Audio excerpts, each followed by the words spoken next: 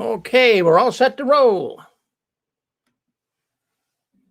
You're on the Six Screens Telenetwork, earning the reputation of giving all the right ingredients, uninhibited, and exposing the hard, cold facts about the Watchtower Society.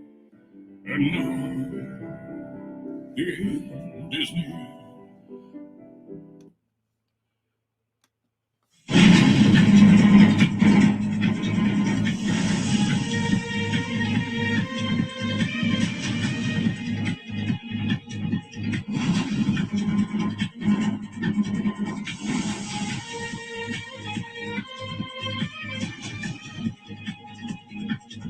Well, hello everyone. We got another rockin' awesome Saturday night up here in Boston, and we're glad you're coming in to be with us. We have got a great program coming up here on JW World News, and then the trivia program comes on after that. So stay with us. I hope you can stay with us tonight because you're not going to be disappointed.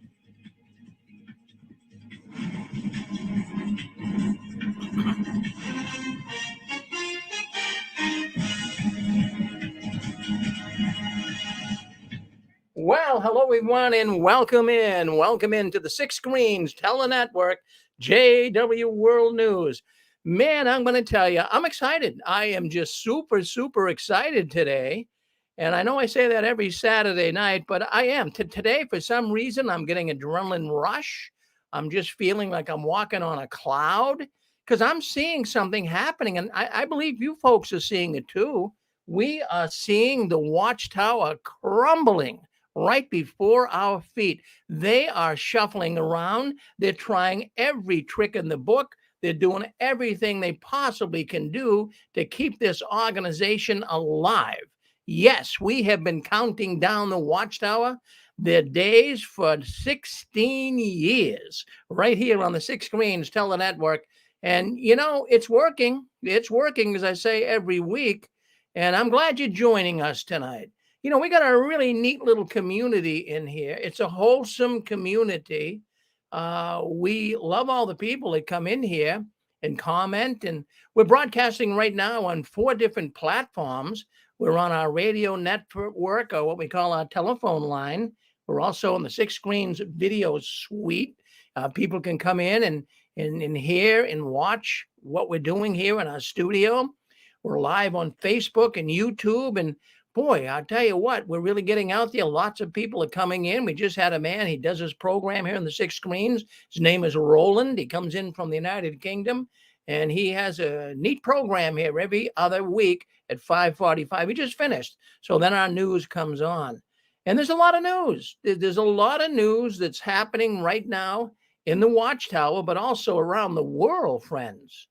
Have you ever seen this much news? It's really rattling.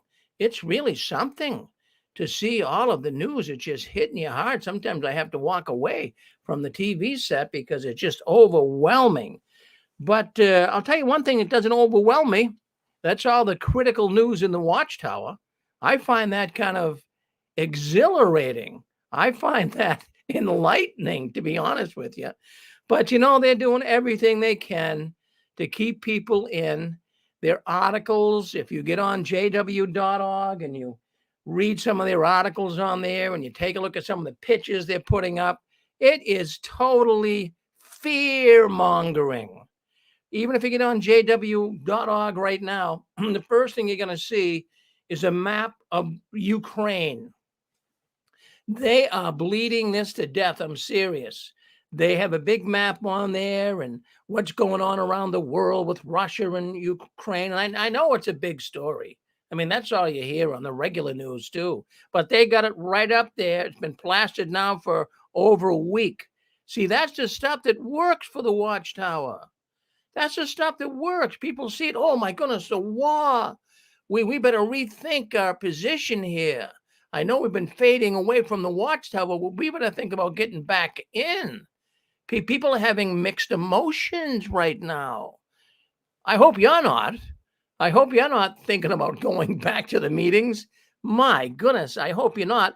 But, you know, also along with that, you know, one of the recent Watchtower articles, and we talked about it a couple of weeks ago, but I wanted to talk about it again tonight. because this picture keeps popping up on Reddit. Reddit is a forum, a chat room, if you would, where people get in, ex-witnesses, and talk. And that picture of the angels, one of those angels looks like Kenny Rogers, right? He's got white hair and a beard. And they could call him Kenny Rogers. They do on Reddit. But yeah, it's a funny thing, too. Well, how come the angels have beards? But, the witnesses can't have a beard. I got to think, well, we'll talk about that some other time. But anyways, this picture keeps popping up. Jesus and his angels are watching the Jehovah's Witnesses. Now, there's a house. The angels are hovering over the house. Jehovah's Witnesses in there studying the Bible. You can they kind of have a cutout of the house so you can see what's going on in the house as the angels are looking down. So there's witnesses in a room and they're studying, the Bible, supposedly, Watchtower publications at the table. And all of a sudden, who's coming up the sidewalk but the stormtroopers? Yes, they're coming in to get the Jehovah's Witnesses.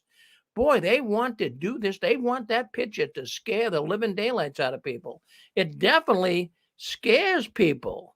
I mean, they're definitely scared. All you see is this SWAT team ready to break into the house that the witnesses are studying at. Now, this is really getting a big buzz in the Jehovah's Witness world.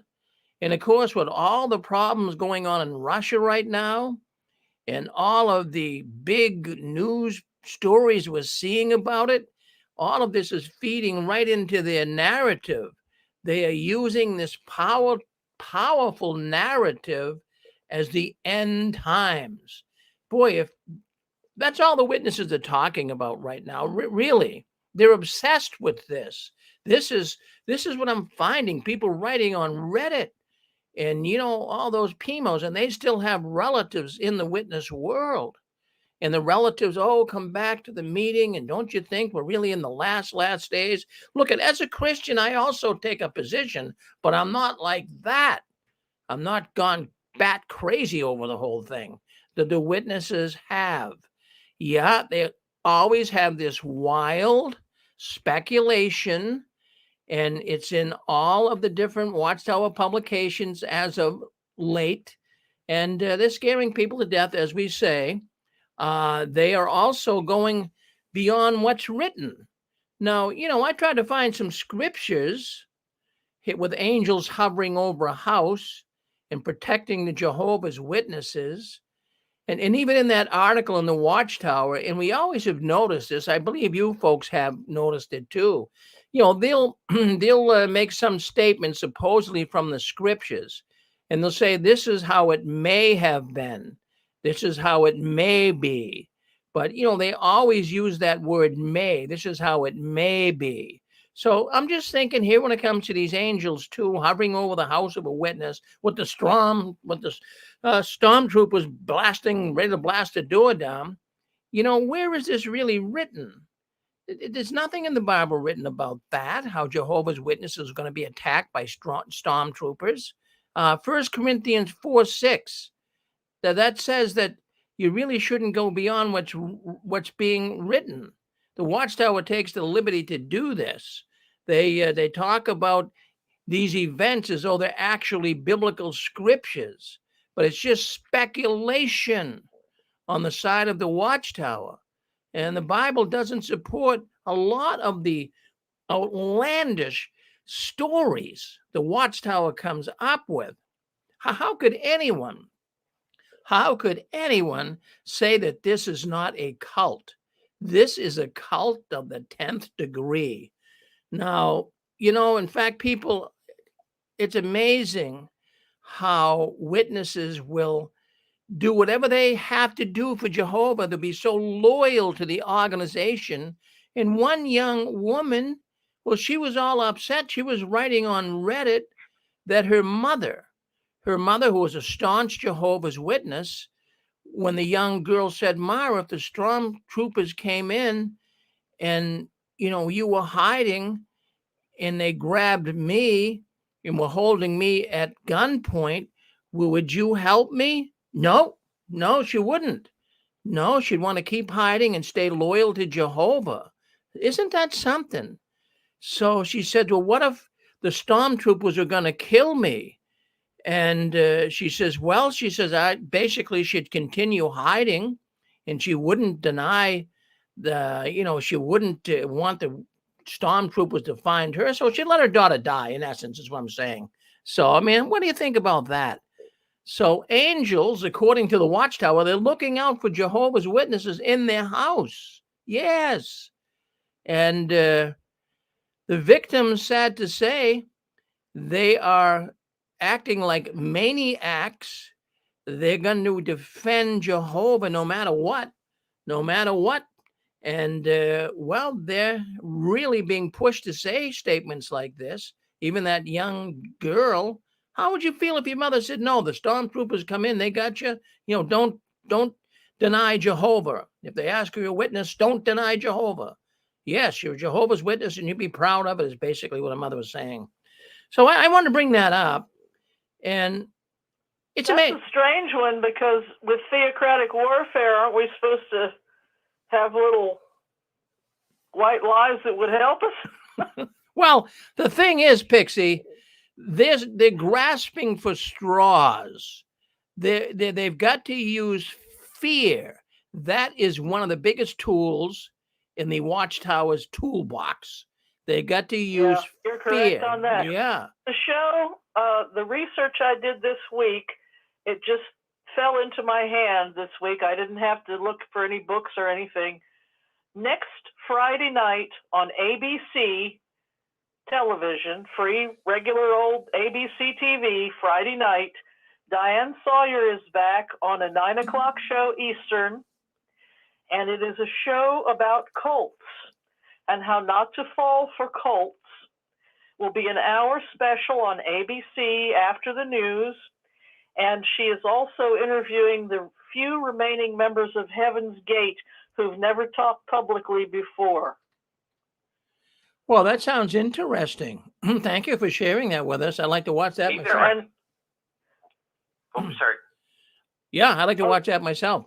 Thank you, Pixie. Yeah, and also they said they would have a part of it saying how not to fall for things.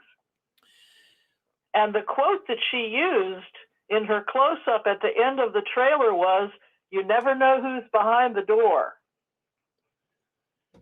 Yeah, well, I mean, Pretty interesting. that's kind of really bringing the witnesses into the picture without saying it. That's right. So Diane probably did a lot of background research. She's one of the best, and she's come out of retirement to do this special. So I think it would be of interest to everybody. Well, thank you. Well, cults are in the news. Hey there, Rick. There he is. Yes, Braden. Hey, how's it going, Rick? I'm doing good. That's good. So, yeah, again, the Ukraine crisis right now is being like, it's being like, oh, this is it. This might lead up to it. And I said to my aunt, I said there, do you remember when Russia invaded Crimea back in 2014? Oh, yes, yeah. Yeah. And I said to her, so what do you call that then? You said the end was, and I was just kind of being smart. I said, pushing of the king of the north, right? And the north and Russia invaded, and took a piece of land. And I said, so all the fear mongering around that situation, I said, what did that turn out to be? Nothing.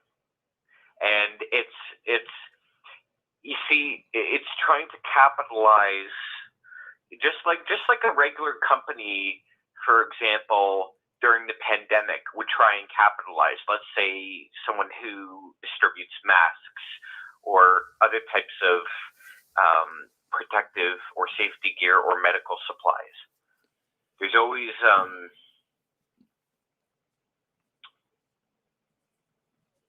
I kind of lost my thought there for a second, but I guess what I'm trying to say, Rick, is that this is nothing but another opportunity for them to, point the finger and be saying to all the ex-witnesses, you see, this is the pushing of the king of the north and king of the south. And it in part, yes, it is.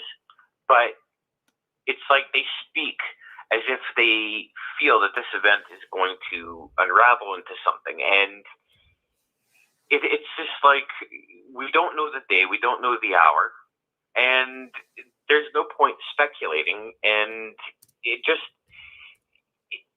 it's kind of gotten to the point where I myself have to turn off the news, because it's all negative, Rick. You know? Well, it is. It is all negative. I find myself walking away too. It's too much at times. Yes. Yeah.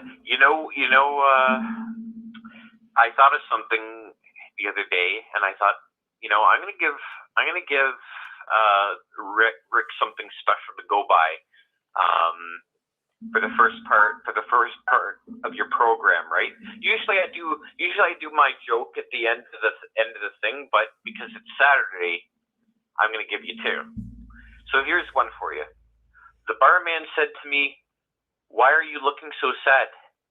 I said, "Me and my wife had a massive argument, and she said she won't talk to me for a month." He said, "What's wrong with that?" I said, "The month is up tomorrow." Oh, there you go. We're gonna get you on We're gonna get you on Apostate's Got Talent. We got a couple of comics that want to come on, but we'll get you on there. See if we can't get you to be the champion. Yeah. All right. Good. Talk to you later, Rick. Well, thank you, Brendan. All right. So, anyways, he's coming in from Toronto, Canada, and we're always glad to hear from him. Got a lot of Canadian people coming in lately, so that's always good, right? Yeah, I don't know if you saw it or not, but that new governing body update on JW Broadcasting. Oh my goodness. So the theme of the governing body update number 2, right off of jw.org, well, I can only say they're bringing about bad news, more bad news, and even more bad news. Yeah, Mark Sanderson, governing body member, he gives a fear-mongering speech. And I'm going to play parts of it for you because I want to hear it. And after all of the encouraging, he starts off encouraging, but then he gives these horrific examples of brothers and sisters and how they have to remain steadfast under trial. It's amazing. And they're showing all these disasters around the world and Jehovah's Witnesses' houses being ruined. All I can tell you is it seemed like it was going to be a fundraising video, really, but I want you to see part of it. Yeah, maybe we can do that right now. I think we're ready to go. If you're on the 6 Screens video suite, you'll hear it. The radio network will hear it. If you're on Facebook and YouTube, you'll see it. So here we go. Here is the video. And yeah, in fact, maybe I'll even, okay, let's do this. Let's get it up there right now so you guys can see it. So we're going to share it and then we're going to play it. And I think things will be fine. So let's do that right now. Let's play Mark Sanderson, governing body member. Listen to his opening words on his broadcast. He just did it a few days ago. Welcome. We have many updates to share. Of course, the world's attention has been fixed on events in Russia and Ukraine. As Jehovah's people, we are not surprised by such events. We're well aware that Russia and its allies fill the role described in Daniel chapter 11 as the King of the North.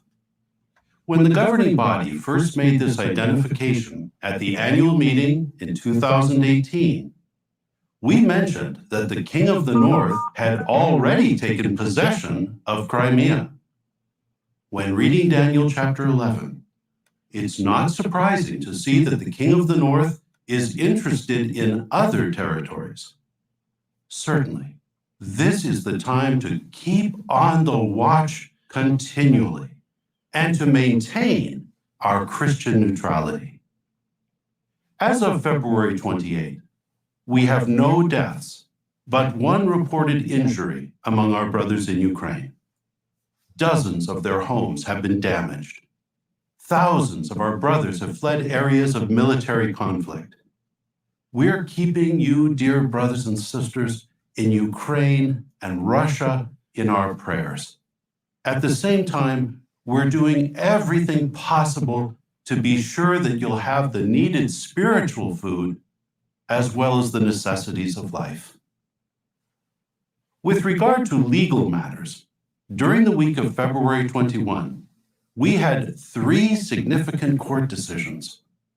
On February 22, a court in Ust-Abakan.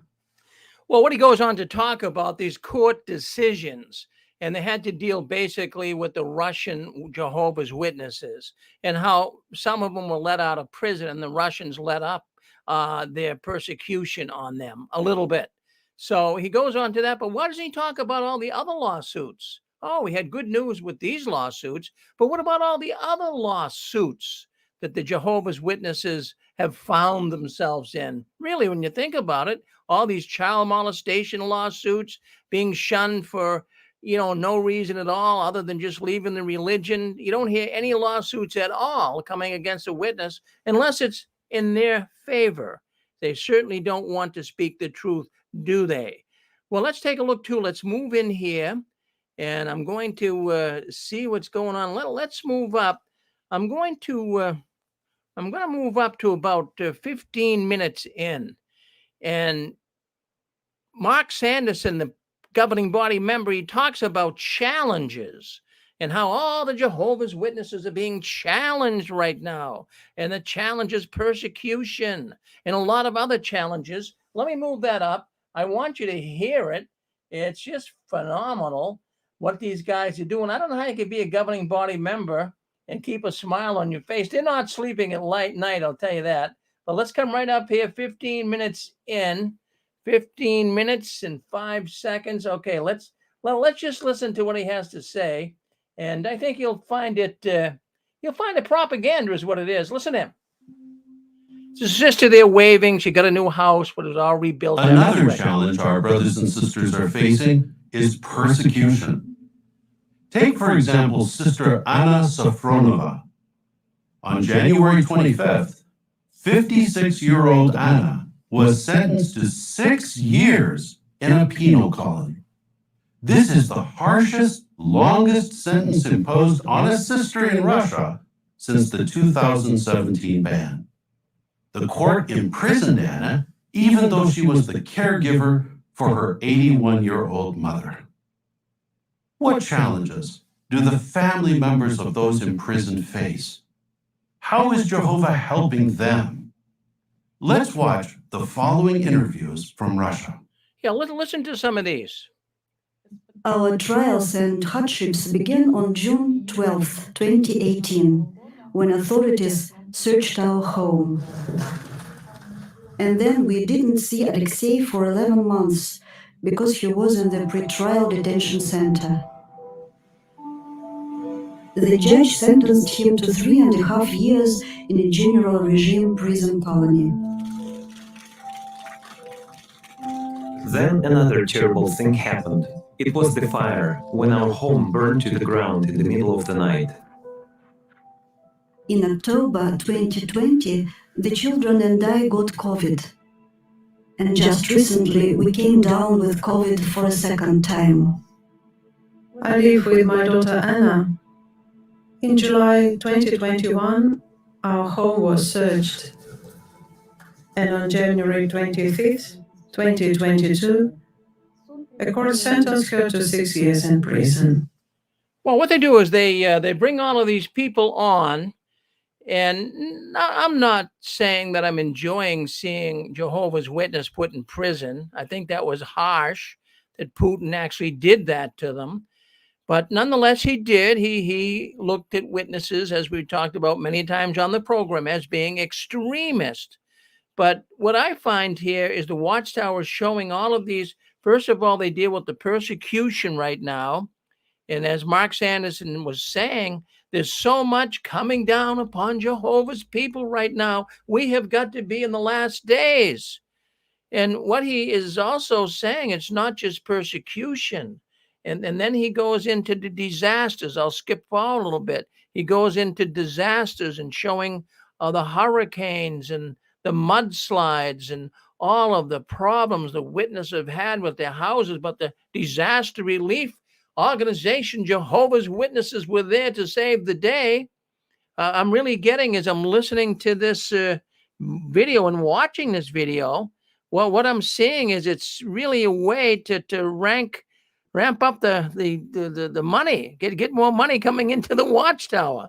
It's they need more donations. It's a way from them it's a way for them to make bad news to drum up donations. It's disgusting to me. But that's all I'm getting from this, because I'll tell you, for about 16, 17 minutes, all they were showing was ruined houses, floods, persecution.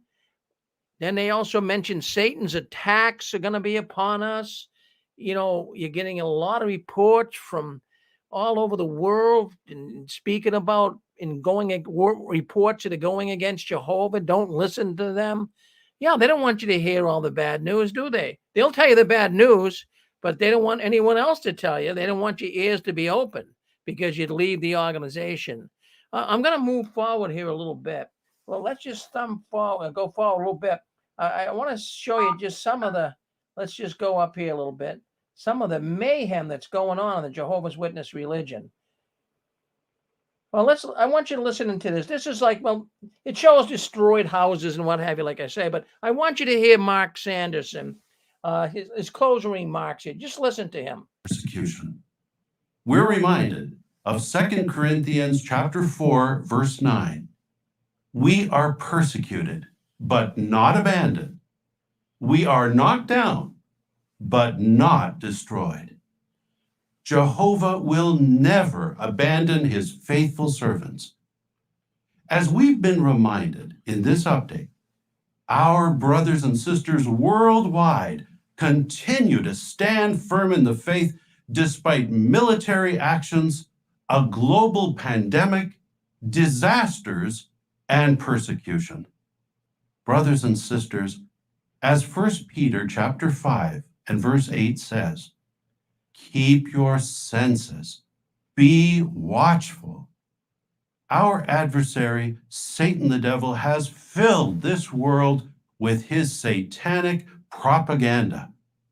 Be cautious. Take your satanic propaganda. Well, who do you think is spewing out satanic propaganda against the witnesses? Well, that would be me, right? And that would be many other who are activists. It would be folks that call in here. And even many of you guys who just listen in are spewing out propaganda. You're trying to put a little wedge in between Jehovah's people and their organization. So I guess we're the ones that are spewing out propaganda. Listen to the end. I got a lot more to say about it, but listen to what he says here at the very ending. Stand against him. As the world becomes more and more nationalistic and divided, we will not compromise our neutrality.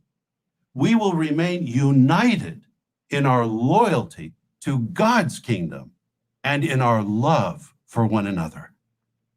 Continue to listen to the voice of our fine shepherd, Jesus Christ, and his appointed channel, the faithful and discreet slave. Our Almighty God, Jehovah, is with us, and we have our worldwide brotherhood to support us. No matter what trials lay ahead, we have everything we need to remain faithful to Jehovah. Dear brothers and sisters, we love you all very much. From the world headquarters of Jehovah's Witnesses, this is JW Broadcasting. Well, what do you think of that? What did you think of that? I mean, really, when you stop and think about it, it's disgusting, isn't it? It really is. And what if you were Jehovah's Witness? Well, what if you were Jehovah's Witness and you're listening to that? You and your family sat down and you listened to that man speak. It's all fear-mongering. You'd be afraid, wouldn't you? The way that guy's speaking, they're going to be attacked any day. What do you guys think? Come on in. Say hello to me. Hello, Rick. Yes, Constance. I was going to say it's very interesting when you listen to him. Just a few thoughts that come to my mind. they claim to be so Christian that this is Jehovah's organization. We're being persecuted, la-di-da-di-da, all this stuff. But he also did say that we are the channel of communication, okay? And we've spoken about this, Rick, on your show. Channeling is, witchcraft. It's the occult. And he just said that we are the channel of communication. So that's one thought I'd like to share with the audience. The other thing, Rick, is, my heart goes out to the brothers and sisters that are over there and going through all of that and losing their homes and the fear just of being in a war country, country of war right now. A lot of innocent people are being killed and injured. But the point I'd like to make, Rick, Watchtower is so filthy rich. They sold Columbia Heights for $2 billion. Rick, if they were really Christians, which they're not, I'll call them out, they're not, why don't they take some of that money and put it into action and get those brothers and sisters out of Ukraine and, all the shishi homes that they have all around the world that I'm sure many times are vacant, they're huge. We've talked about that on the show.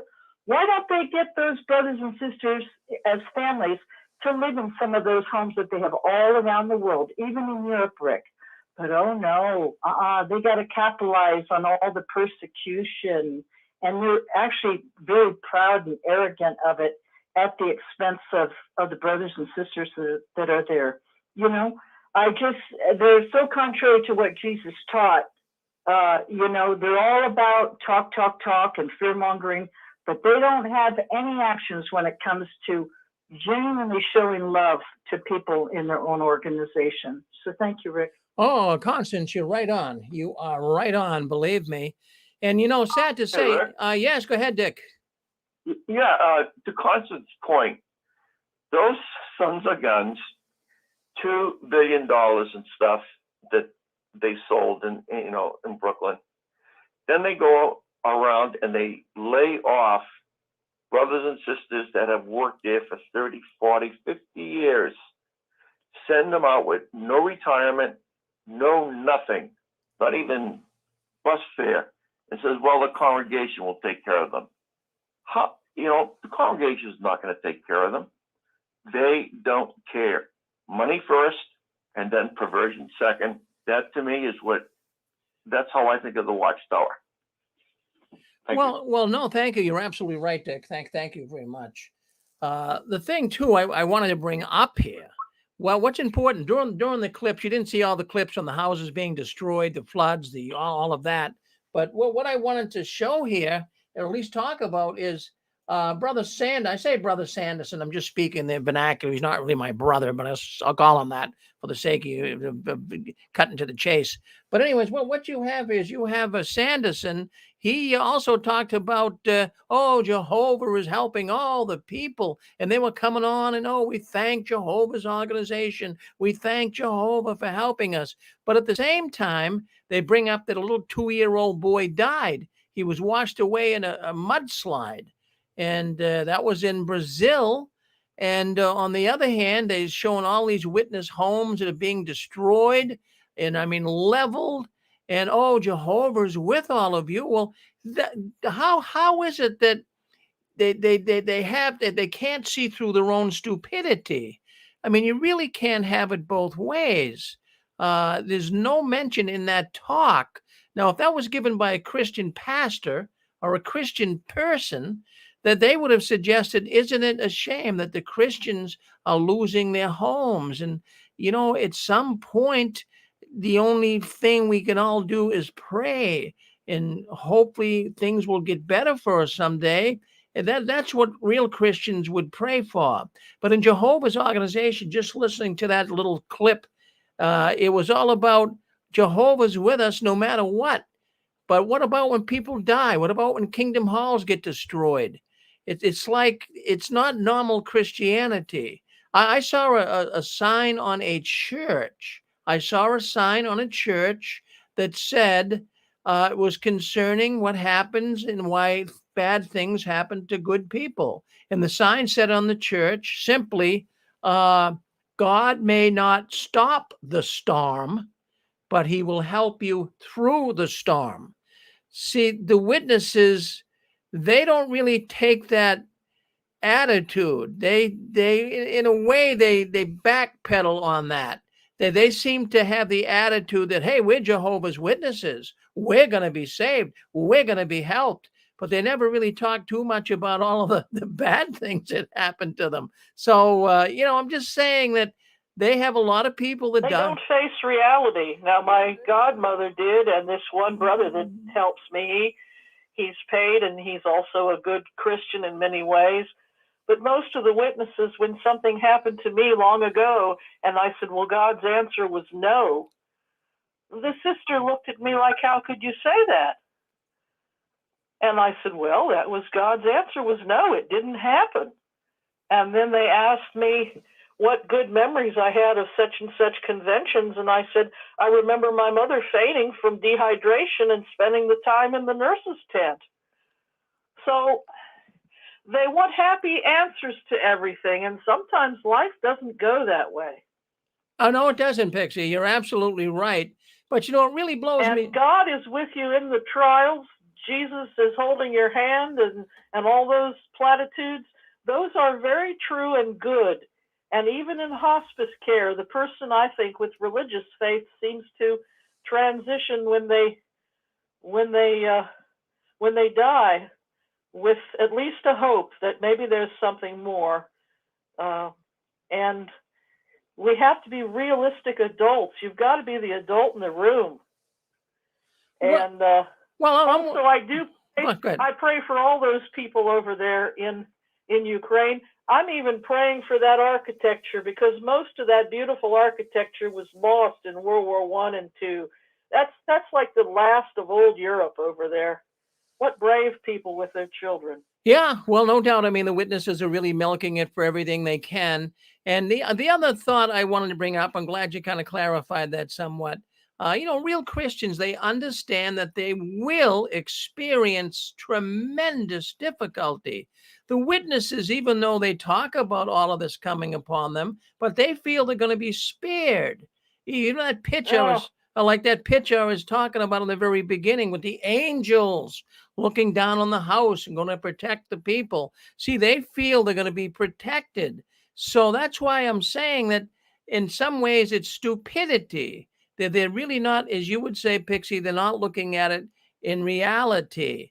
And, these, and these goons, really, the goons, that is the governing body, they are doing everything they can to get the witnesses to believe everything they say. It really blows me away that they hang on every word that the governing body tells them, and they just totally believe it. They're oblivious to so many things. The lack of grace, when they say undeserved kindness, it's only that I've really come to understand recently words like compassion and grace.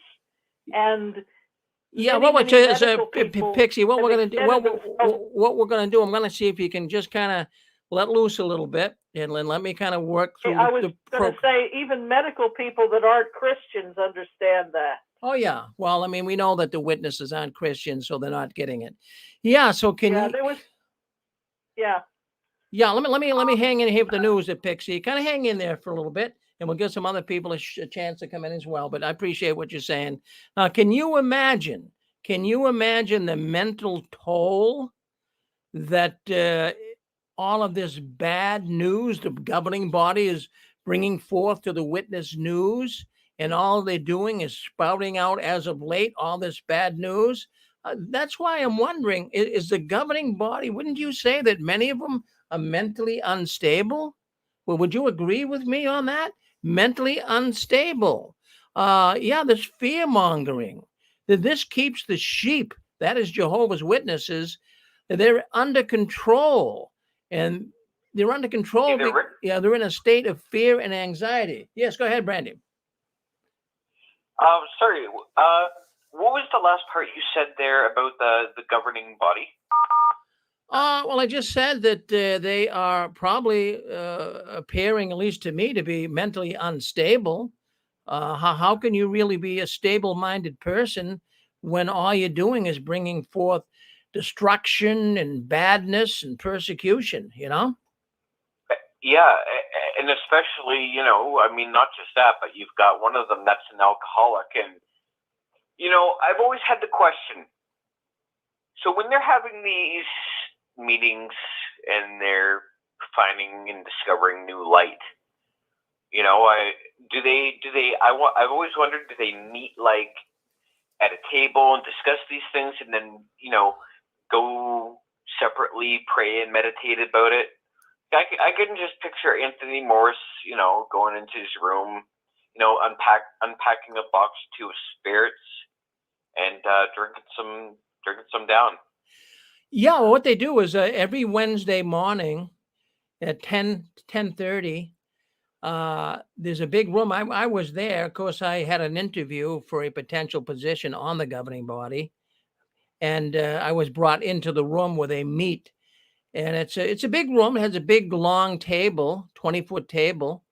And every Wednesday morning, the governing body meets and they discuss these things. Now, not all of the governing body are on the same page. Right now, they have 8 governing body members, but they're not all on the same page. They do disagree. So, you know, supposedly they pray about these things, and that's how they bring all of this new light, meet in due season, to the forefront. Supposedly, yes. Yeah. All right, there you go. Right. Well, thank you. So what's happening here is the governing body, as of late, they're also starting to become focused on the fact that COVID is improving. Well, we've been telling them that for the last 6 months, right? I mean, masks don't have to be worn in a lot of places anymore. People are going about their business as usual. So what I'm thinking here is COVID really should not come into play for them not to go back to the kingdom halls.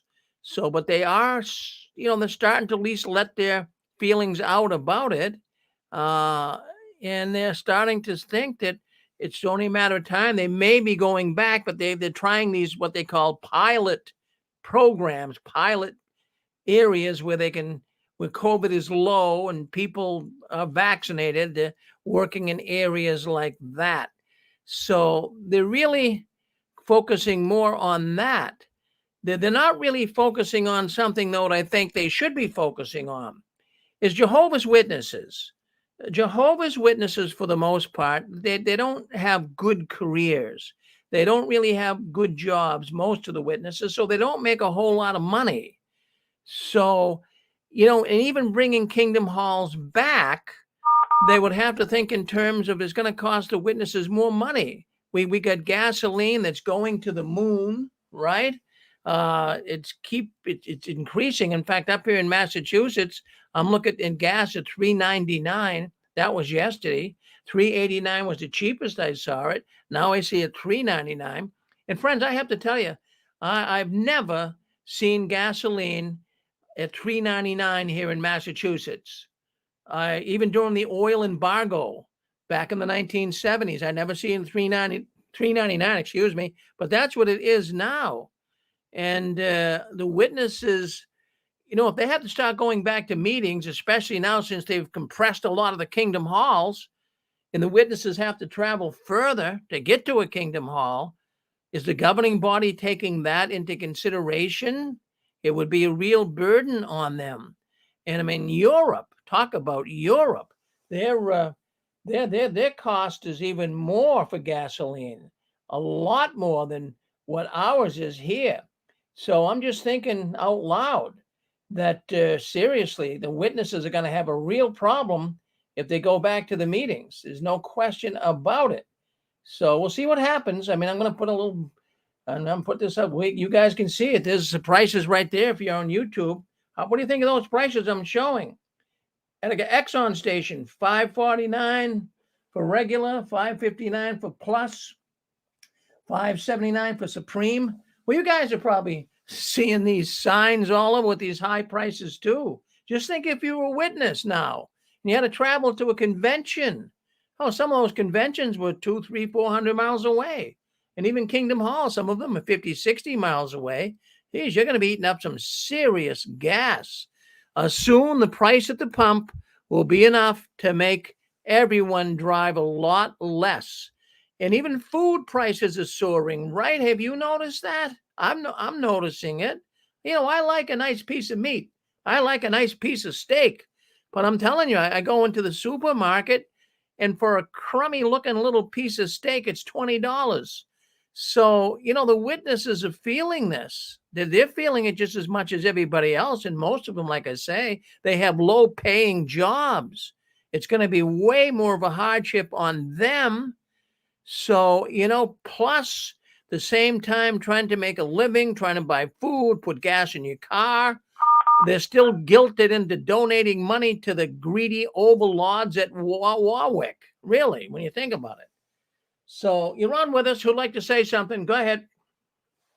Rick, just a quick thought. Sure. You were talking about the governing body meeting on Wednesday, I think at 10:30. Yeah. Why does the governing body need to meet?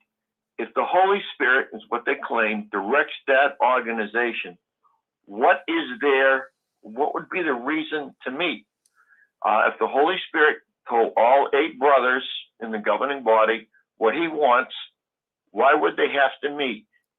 And why would the writing staff, after they try to put together a Watchtower, why would they vote on it just to see what parts of that Watchtower article they want to omit or add to? Why do they have to vote if the Holy Spirit runs the organization? Well, that's a good question, Dick. But now what you're doing, when you left the Watchtower, you're now a logically thinking man. You're thinking out of the box, as they would say. So that is a darn good question. And I would ask that same question. Why would they have to meet? They should all be in unison. And that's something that really bothered me when I was invited to go down to Watchtower for that interview. Is, you know, he told me that the governing body isn't always in unison. They're not always in agreement with one another. Then that bothered me. And I even kind of thought about that as I was heading home. Well, why, you know, if this is Jehovah's organization, why isn't Jehovah feeding them all the same information? So these are things you think about. Really good question, Dick. Okay, we got Michigan. Come on, Michigan. What do you want to say? Run like a big advertising agency. Watch the show Mad Men and just pretend that you're at best. Yeah, that's what it is. It's all propaganda. I believe we got. And they determine what topic they're going to have for that month and what spin they're going to put on it. But the thing is, they're always a day late and $1 short.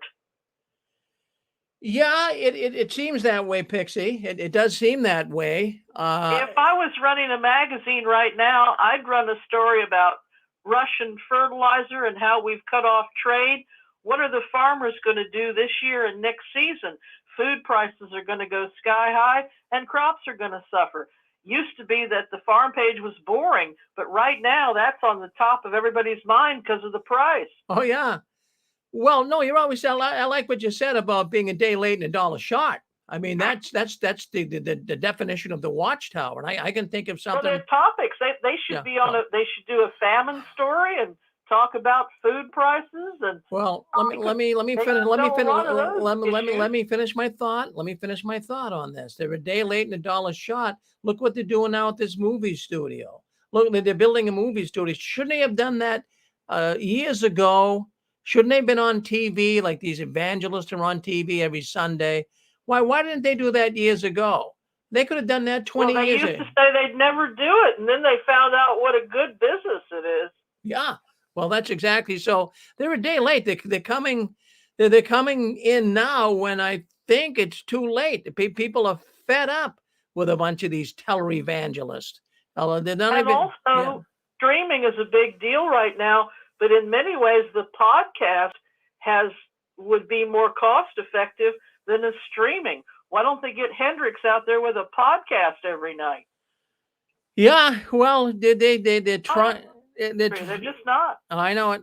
All right, I do believe we had some other people in there. Well, if you want to speak up, come on back in. We lost them, but anyways, yeah. Hey, let's talk about this. Do you guys remember? Do you guys remember when the cult, the Jehovah's Witness cult? I mean, I should refer to that as a cult all the time. I call it religion once in a while, but it's a cult. We know that. Now, do you remember when they removed the one midweek meeting? That would have been the book study. And do you remember what year that was that they eliminated the book study? Well, from what I can gather, it was 2009 is when they really did away with the book study. And the reason that they gave for eliminating the book study, you got it, bingo. They were saying the gas is going up so high that they wanted to give the witnesses a break. So here we got gas going up again, and they're trying to put more and more burdens on the witnesses and talking. And I don't think they're going to go back, but they're talking at least to go back. And it's frightening the brothers and sisters. Talk about persecution coming upon the witnesses. That's frightening them. But I think the thing that's scaring them more is the idea of, geez, if they're going to go back to meetings, how are they going to be able to afford it? So, many just want to stay home and they don't want to get involved in driving back and forth. Just stop and think about it. Just stop and think about it to fill your gas tank up. Now, I have a Chrysler minivan. Now, I filled that up when gas was $2.50. Yeah, $2.50. Well, actually, I'm sorry. I filled it up when gas was about $3.10. That was a few weeks ago. But now it's like $4 a gallon, but it cost me back then $60. So right now it'd be close to 80, 85. And imagine if you're going to the regional convention if you had to in person.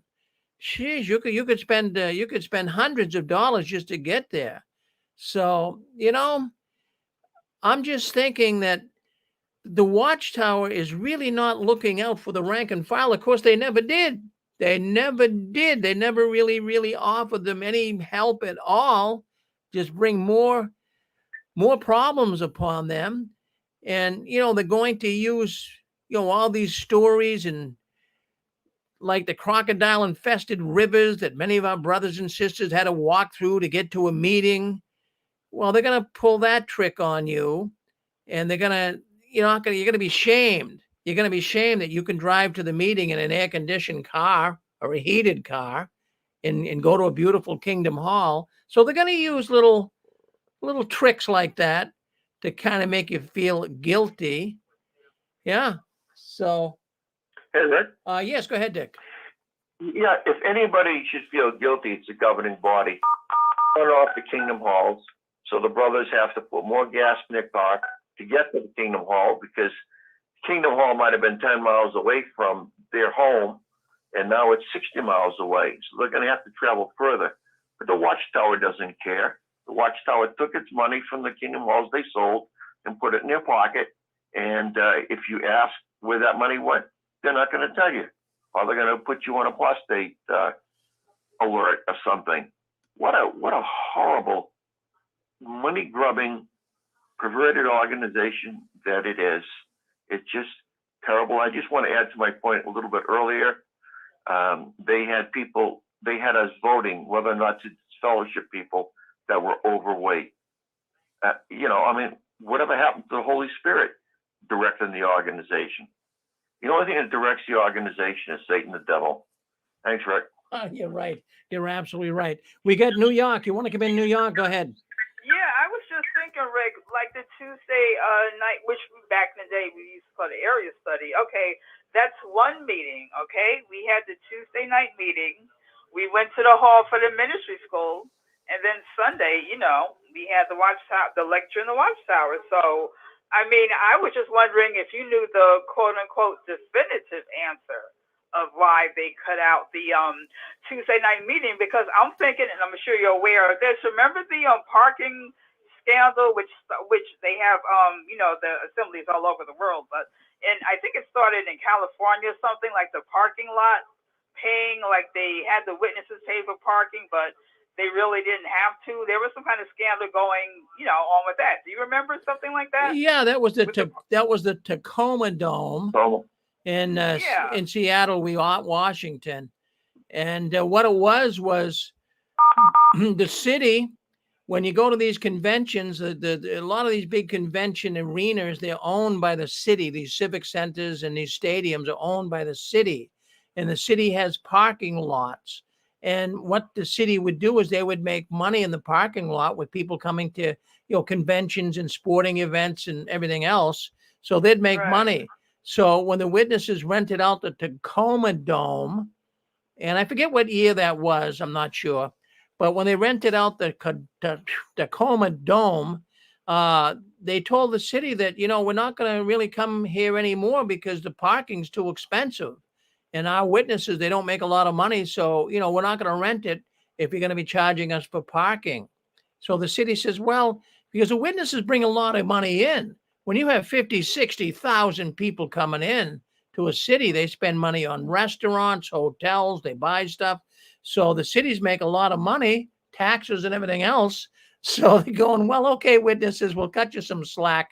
We won't charge you for parking. You can let your witnesses park for free where they don't make a lot of money. So what did the witnesses do? The Watchtower? They never told the Jehovah's Witnesses it was free. They charged them. They charged them for parking tickets. Yes. You're right, Shirley. Yes, exactly. So I was wondering, we found out the scandal with that. I'm wondering what is a definitive answer for them cutting out the Tuesday night meeting, because some churches, even besides Jehovah's Witnesses, Baptists, Seventh-day Adventists, some people say their mother dragged them to church every day of the week. Every day of the week. So the witnesses, we just basically growing up had the the Tuesday, the ministry school, and of course everybody goes to church on Sunday. But I just want to know what the definitive answer is for cutting out the Tuesday night meeting.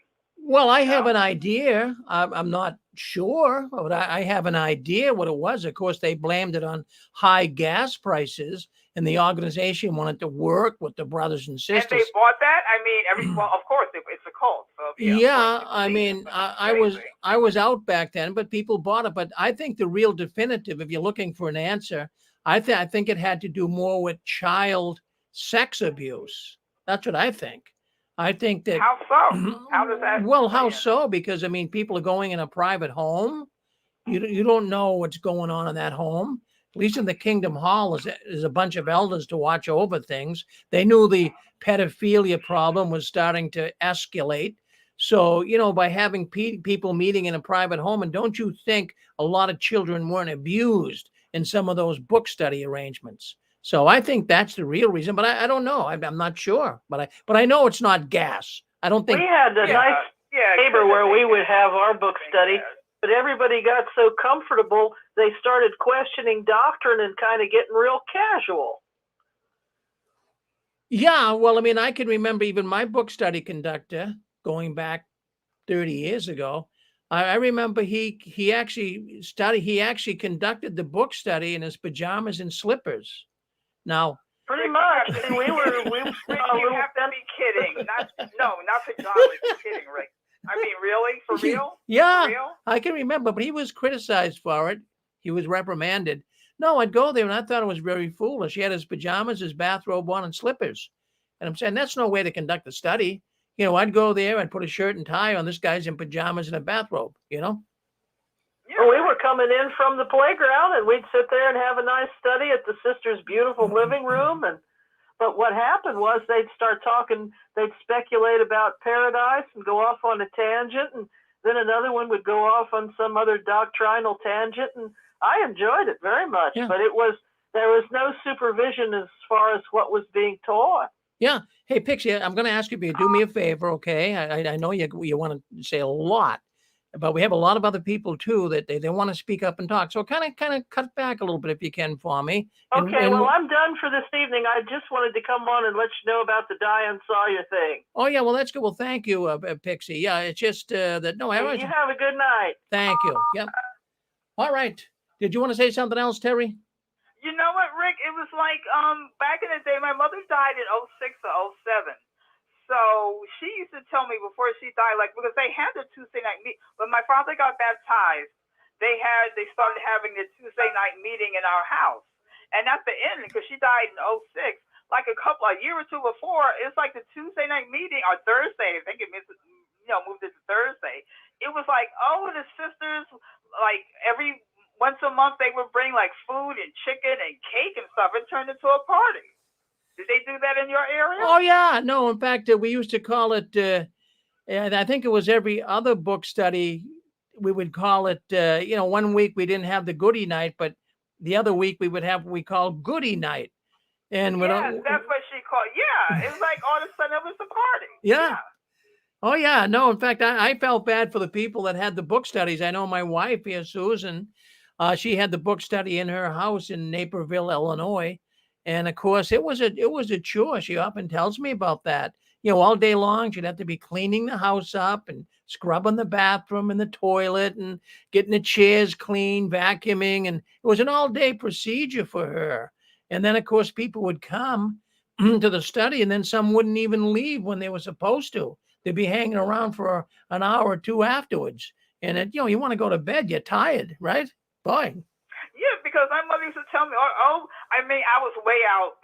I've been to the meeting since the 80s, but she was telling me, you should have been here tonight. We had chicken and cake, and the sister made this and that. I'm like, when did this start? This is crazy. Yeah. This is crazy. Well, I know some of them made like but I used to look forward to it. It was kind of nice, but I don't know if the organization itself really liked the idea. I think sometimes it got a little bit out of control. I mean, at some point there was even, hot food being served and everything. It was crazy. But anyways, it's over with. No more book studies, and they gave the excuse, of course, of being too high gas is what caused it. Yeah. Yeah, well, that's their fake excuse. But yeah, anyway, okay, Rick, thanks. All right, well, that's Shirley. She's out of New York. So yeah, really, really interesting. When you think back and you think about that book study arrangement. That one was really the best meeting of the week. Really, I like that. It was small. You could talk to people. It wasn't too bad. I guess we got someone from Canada. You want to come in? Well, I was just going to say, Rick. I guess that's why everybody's so fat. I mean, I never heard of such a thing. I should have moved to the U.S. I could have had dinner every Tuesday night. We never had this here. Of course, I quit going in the 80s, so maybe I missed out. Maybe they went downhill here too and started having love feasts after the book study. I never heard of this. Is that right? This is something else. Oh, you Canadians, man, you're way behind, Yeah, we're out in the sticks here. We don't catch on too soon. So I don't know. We didn't. We would have coffee. Like I used to have the book study in my house, and I think most of the time I would offer people coffee after the meeting, maybe, but. We also had the meeting for field service in my house as well on Saturday morning. And I always had coffee waiting for them then because I don't know, maybe they got in the habit, they showed up early. I thought that I should give them coffee now because then maybe they'll stay out a little bit longer before they want to go to the coffee shop. I was trying to see if I could get them to put a bit more time in. But I actually think it backfired because everybody had to go to the bathroom sooner. Yeah. So I don't know, but no, I never heard of this love feast after the book study. I think you guys are onto something there. Yeah. No. In fact, it was pretty. I mean, I'm sure it was all across America. It just wasn't here in Boston. Chicken. I love this idea. The fried chicken. That sounded. Really good. You never know. We shouldn't talk about this too much. Maybe some people might want to go back for the free. Oh yeah, no. Some of them really made a big deal about it. And if the witness of householder had a little extra money and they weren't like poverty stricken, they'd put a big spread out for you. Boy, I could hardly wait to go. Yeah. I know. No, we didn't. But then you never know. Maybe it's like if it catches on somewhere, I guess. Yeah. So and the thing is, it is you are supposed to be hospitable. You know, it says that in the Bible. Be hospitable. So. Yeah. Okay. Well, I just thought I'd pop in on that. I just never. We never had that here anyway. Well, thank you, Brian. I don't think it would have. I think the elders would have said something. Well, always good to hear from you. Thank you for chiming in. Thank you, Brian. Okay, we've got. Looks like we've got Colorado. Go ahead, Colorado. Yeah, Rick. Since we're reminiscing, I wanted to bring up a situation where I was counseled. I conducted the Kingdom Hall book study, and I had probably 3 or 4 disfellowshipped individuals, and I was not a judicial committee elder, disfellowshipping elder, and it really broke my heart. And I was pulled to the back by some elders because someone snitched on me after the meeting. I would always go out to their vehicles, and I would tell them, actually I wasn't doing them a favor, but I would say, put your letter in, come back to Jehovah, come back to the Watchtower. And I was doing that, and I don't know who told the other elders, because I conducted the Kingdom Hall book study for 6 years, but I was pulled to the back, and they said that I was using my appointment contrary to what the Watchtower thought, and they said that the arrangement was for me to only see them once a year. And I just thought that was so unloving, and for me to be, pulled to the back. But I want to add one more thing since we're reminiscing.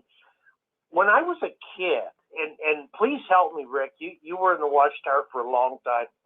In the early 60s, I remember that after the Tuesday meeting, after the theocratic school, they would actually have an intermission, and people would go out and smoke.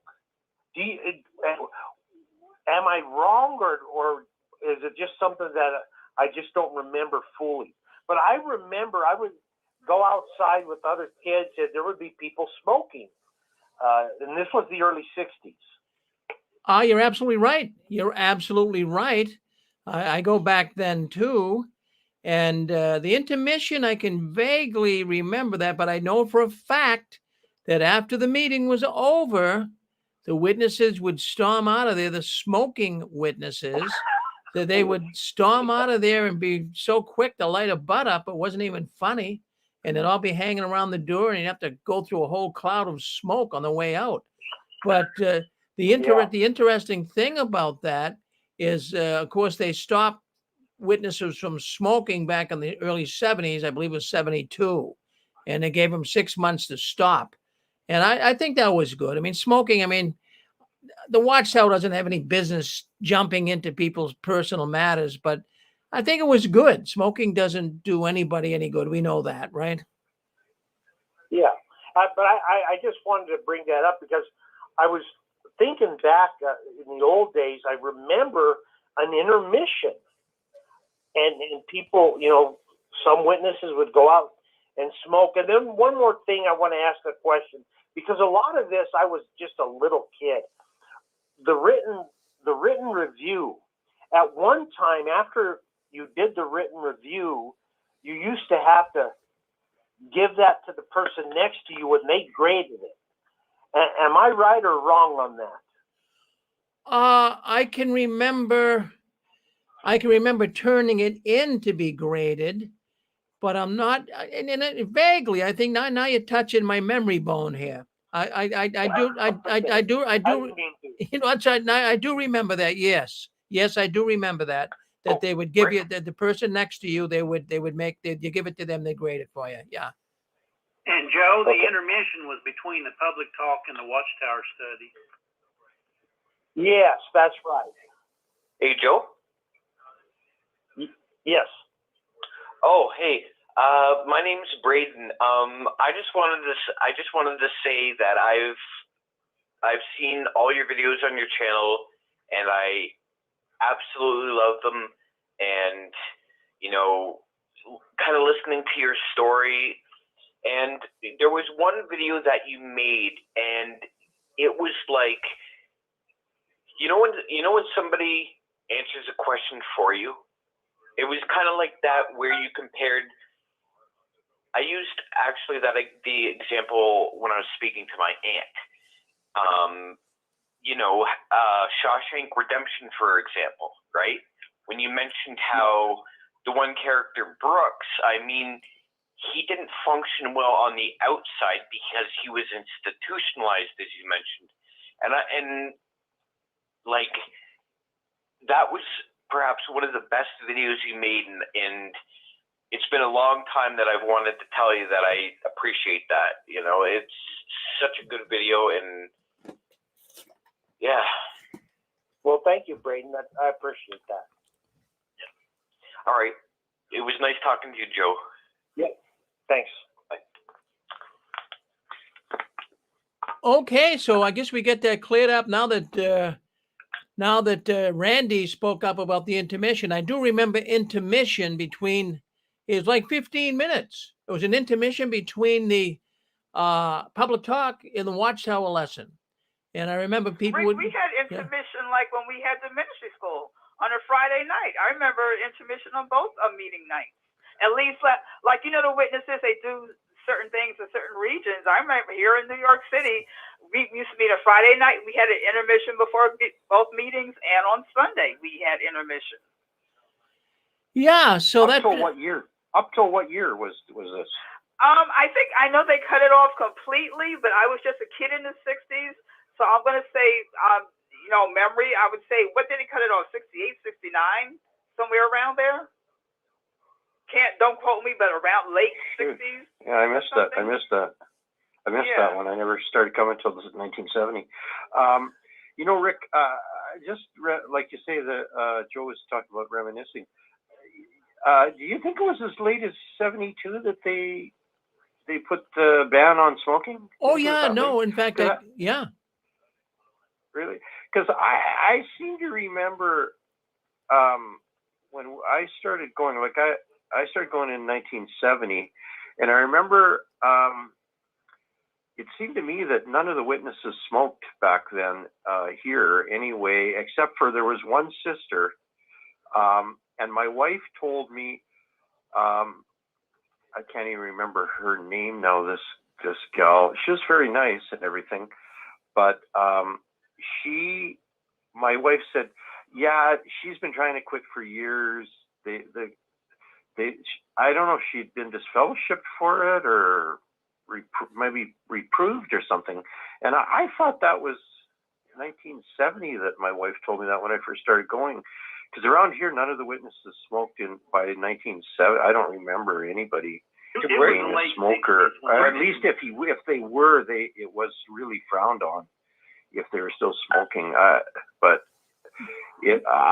it was before my time, but maybe not. I just thought, yeah. Maybe it was regional. I'm here in New York. I grew up. We moved to Queens in 1962. I always thought witnesses were forbidden smoking. But once again, witnesses do different things in different parts of the country and rural. Well, I remember. I think Rick was right. Rick was right. 1972 is when the ban went in. Because I was a smoker then. I remember that. Yeah. People, I know witnesses that were smoking in the 80s because this is the American South. And we have programs where the hospitals will give you the patches so that you'll quit because tobacco is the product here. My mom got baptized in 69 and she had to quit smoking to get baptized.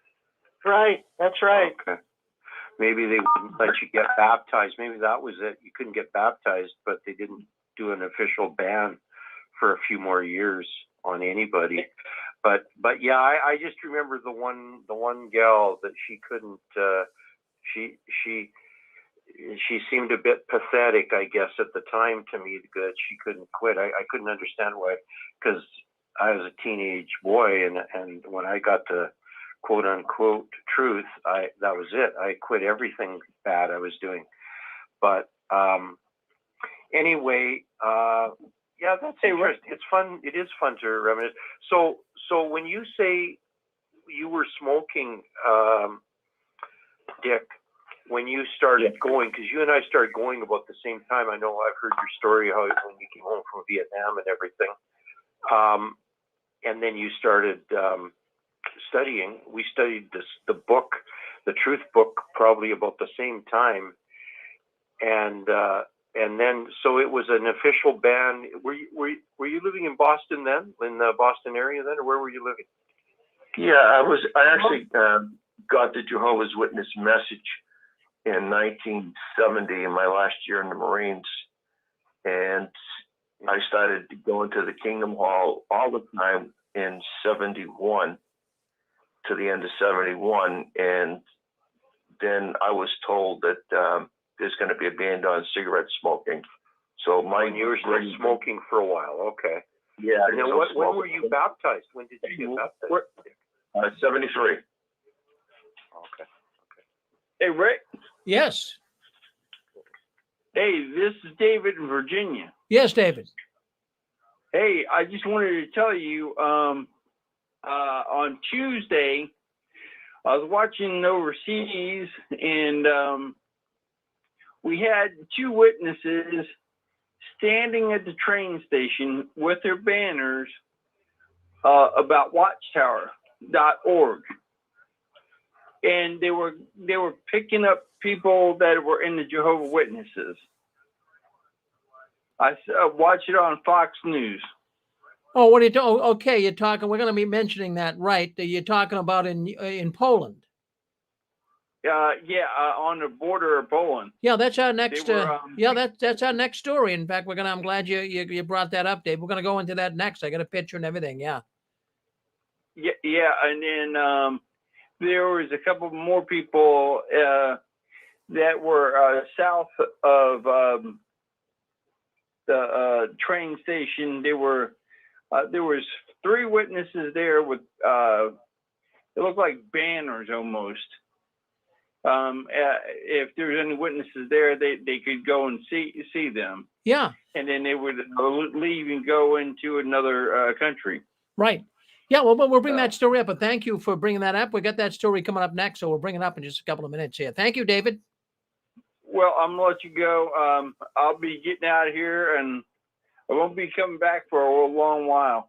Where are you going? So I'll tell you personally, but I won't put it on the air. All right, that's okay. Well, you can tell me personally and tell me next couple of days. Good, thank you. All right, thank you. All right, I'll let you guys go. Thank you. Guys, take it easy, and God bless you all. Well, thank you very much, David. I wish you the best too. I hope things are going all right with you.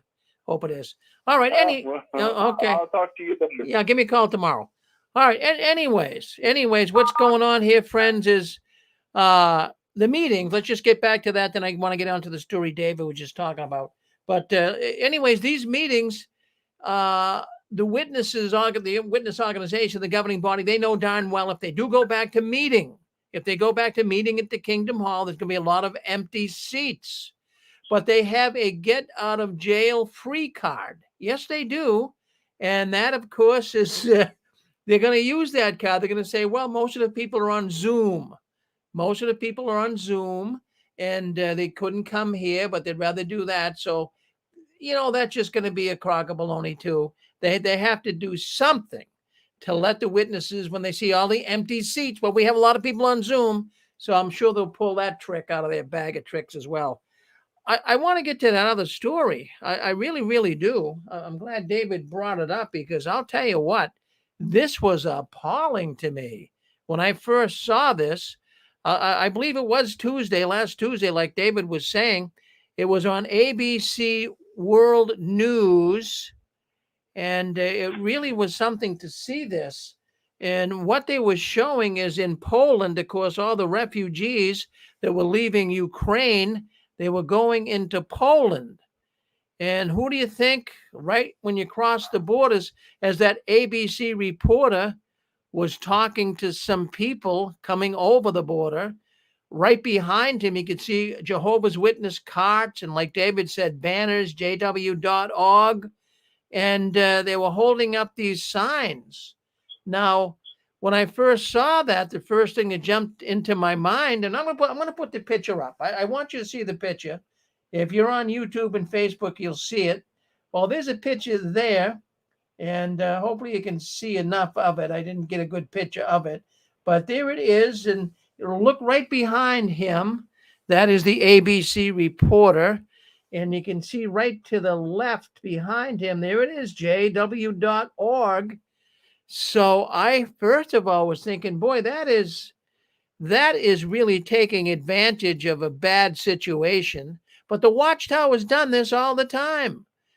They were pushing, I thought at least, and I still think it, that they were pushing people to be recruited into the cult. You get people at a very low point in their life, like these poor Ukrainian people. And this is what I was thinking. The witnesses are there to, here we are, come be a witness and we'll welcome you in. Terrible, terrible. So, when I stop and think about it, they're there. But then I see on some of the Jehovah's Witness sites on Facebook that the witnesses at least saying to each other that they were there to let the witnesses who were coming from Ukraine, the Jehovah's Witnesses coming from Ukraine, they wanted to identify who they were so they could meet with them and help them. I don't know if I buy that story entirely. I think a lot of the witnesses were taking advantage of this situation. Now, that was David Muir. He's on ABC News, and he was interviewing a wife, not one of the witnesses, but there was a worldly person. She wasn't a witness, let's put it that way, and she was holding up a sign, and she was willing to take in up to 8 people in their home. She was just an honest-hearted woman, and she was holding a sign that she would help some of the Ukrainians. She would help. I mean, how sad is that? She was willing to take 8 people into her home. She didn't even know these people. Now, even if the Jehovah's Witnesses claim they were trying to help the witnesses coming over, would they help just normal people? The answer is no. They would only help their own. So I saw that and I was quite flabbergasted. But Jehovah's Witness defense, and I hear a bunch of witnesses, and they've been coming and talking about it all week. Oh, they were just trying to find Jehovah's Witnesses who were fleeing from Ukraine. That is a bunch of baloney. They were hoping, in my way of thinking, I could be wrong, but please, I'm going to go on the record to say they were hoping that they could catch refugees at their lowest vulnerable point in life and pull them into the cult. That's what I'm thinking. Yeah. So I don't know what you're thinking, but Jehovah's Witnesses aren't out to help people. Jehovah's Witnesses offer no charity at all. What are they going to do to help these poor refugees? Now, what they're saying, what the Jehovah's Witnesses are saying, how are they going to help the refugees coming in from Ukraine? Well, they're going to give them some magazines, and they're going to have them log on to jw.org. Can you imagine that? Same thing they did, Rick. Same thing they did when the United Nations, the Twin Towers went down. They sent, they were right across the street, right across the river, and they could have helped people, fed them, and so forth. What did they do? They gave them Watchtower Awake magazines. Yeah. Oh, Dick, it's just so, that doesn't, when it comes to saddened humanity, when it comes to people really in distress, the average person would get a gut feeling. You'd feel bad for people like this. But, Christian groups, people who love one another, they're giving food out to people coming across the border. They're giving water. They're giving cupcakes and cookies and candy bars. What are the witnesses doing? Here's a magazine and get on jw.org. Same thing, Dick. You're absolutely right. And that really ticks me off. And I think it's ticking a lot of people off right now. But they paint this picture to the world as though everyone but Jehovah's Witness is an evil person. And the Jehovah's Witnesses would just chew these people up who are worldly and spit them out like agents of the devil. It's pretty awe-inspiring how united the entire world is right now, trying to fight this war. and the Jehovah's Witnesses aren't helping, believe me. And I went back and I saw this Watchtower, May 2017, and it had to do with refugees, people who were having problems in the country they were in and they were fleeing. And this is what it said right out of the May 2017 Watchtower. Like the neighborly Samaritan in Jesus' illustration, we want to help suffering people, including those who are not witnesses. Oh, yeah, okay. They're saying that in the Watchtower. So then it goes on to say, this is right out of the Watchtower verbatim.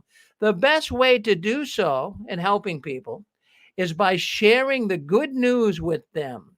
It is important to make clear right away that we are Jehovah's Witnesses and that our primary mission is to help them spiritually, not materially. Did you see this? This is out of the Watchtower magazine.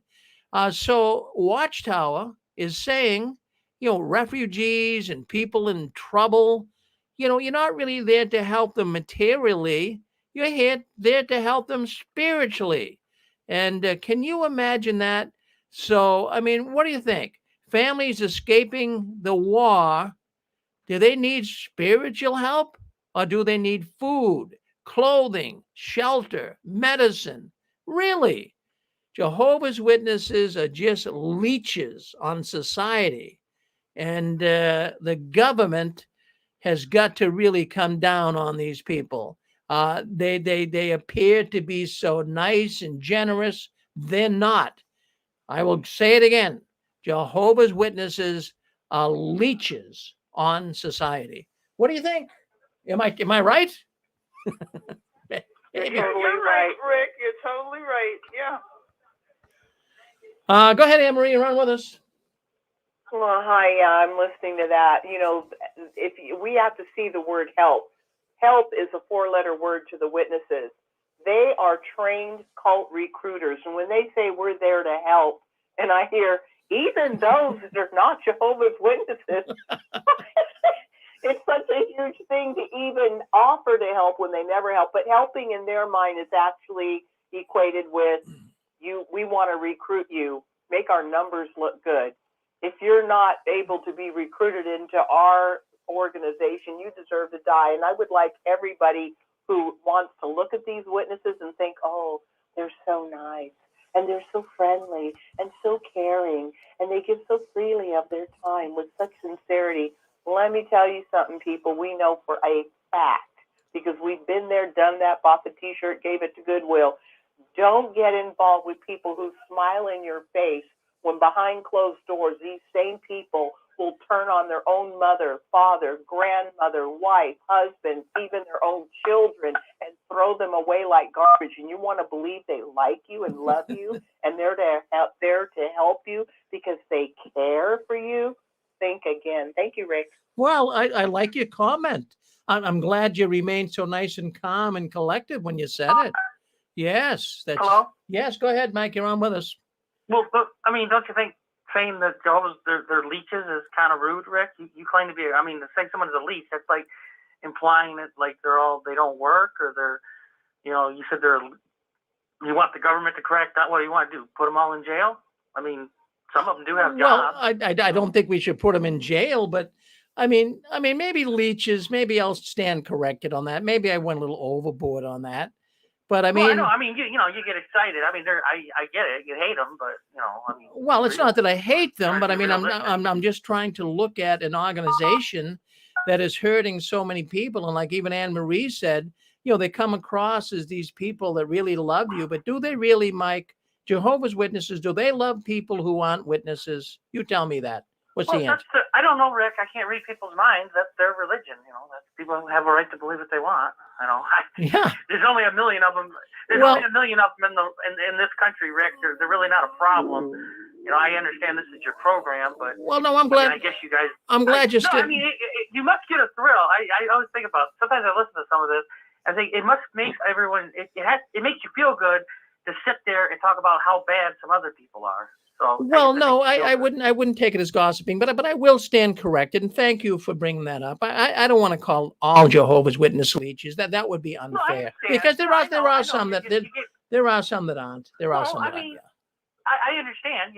Your show is to attack the Watchtower, but you claim, I don't see like if you're claiming to be, you claim that you don't really talk about Christianity, so I don't know how much it actually means to you. Your Watchtower hatred is more important than your so-called Christianity. But if you're well, I mean, that's an unfair assessment. Yeah, I'd like to address Mike on that, if I could. Yeah. Mike. Well, you allow faggots to come, you allow homos and all kinds of people to come on here, so whatever. Oh. Mike, Rick's not attacking Jehovah's Witnesses per se. He's attacking the governing body who brings forth lies that hurt people, destroys their lives. Rick's like the Good Samaritan. He realized what they were doing, and he's just exposing them. He doesn't hate. I know Rick pretty well. He doesn't hate Jehovah's Witnesses.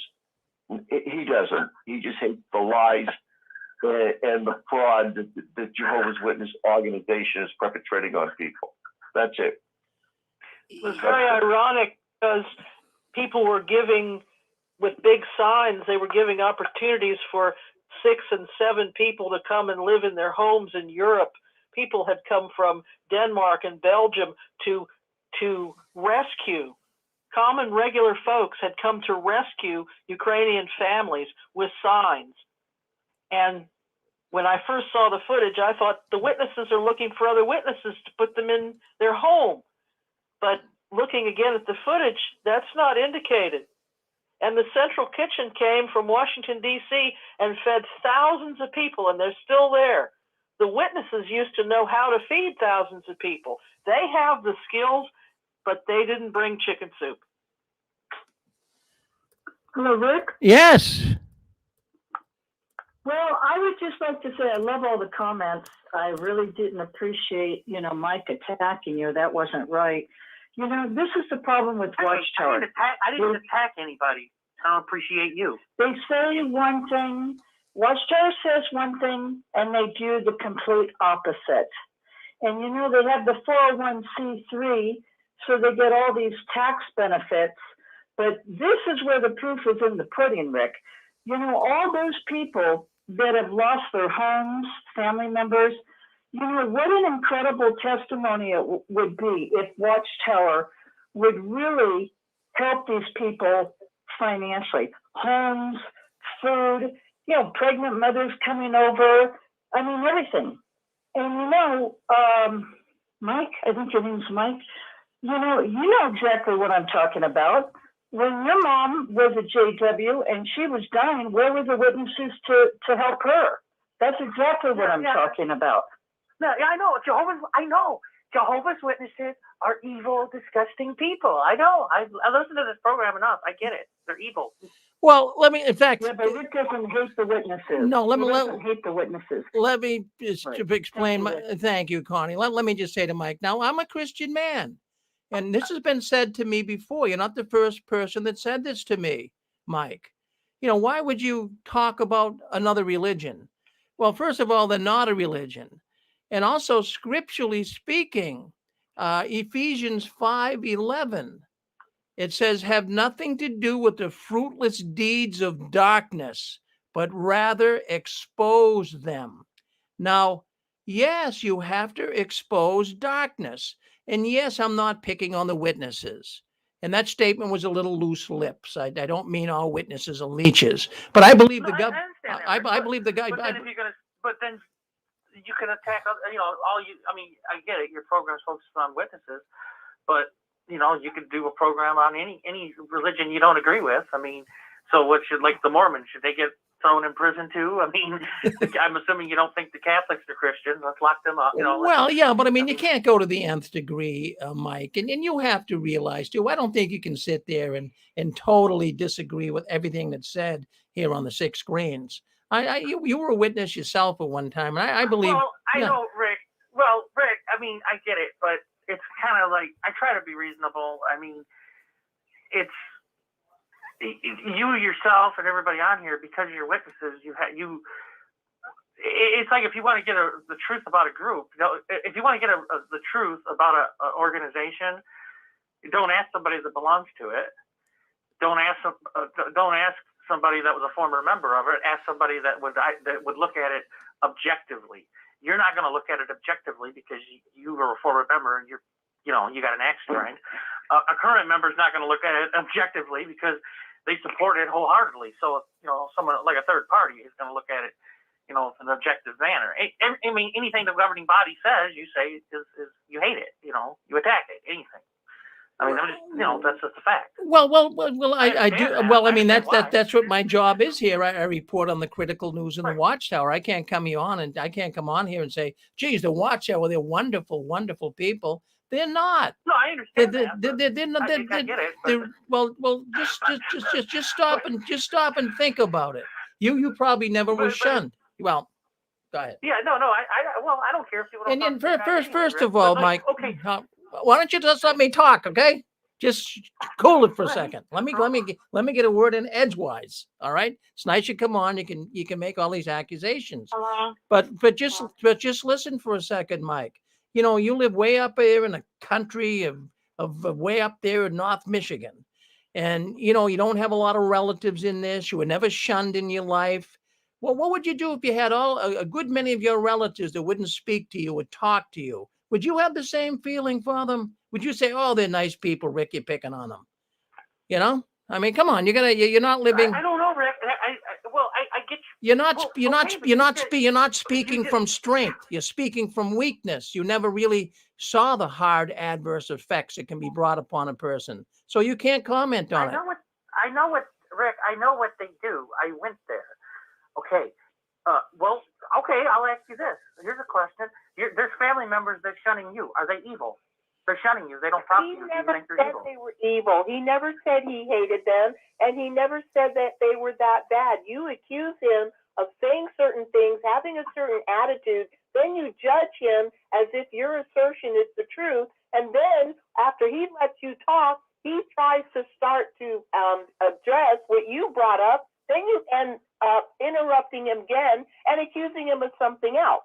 And I think when he called the Watchtower, when he says the Watchtower, he's talking about the people who are running the show and who are fooling all of the masses, the innocent rank and file who actually think they're in God's organization, who think that they're being obedient to Jehovah.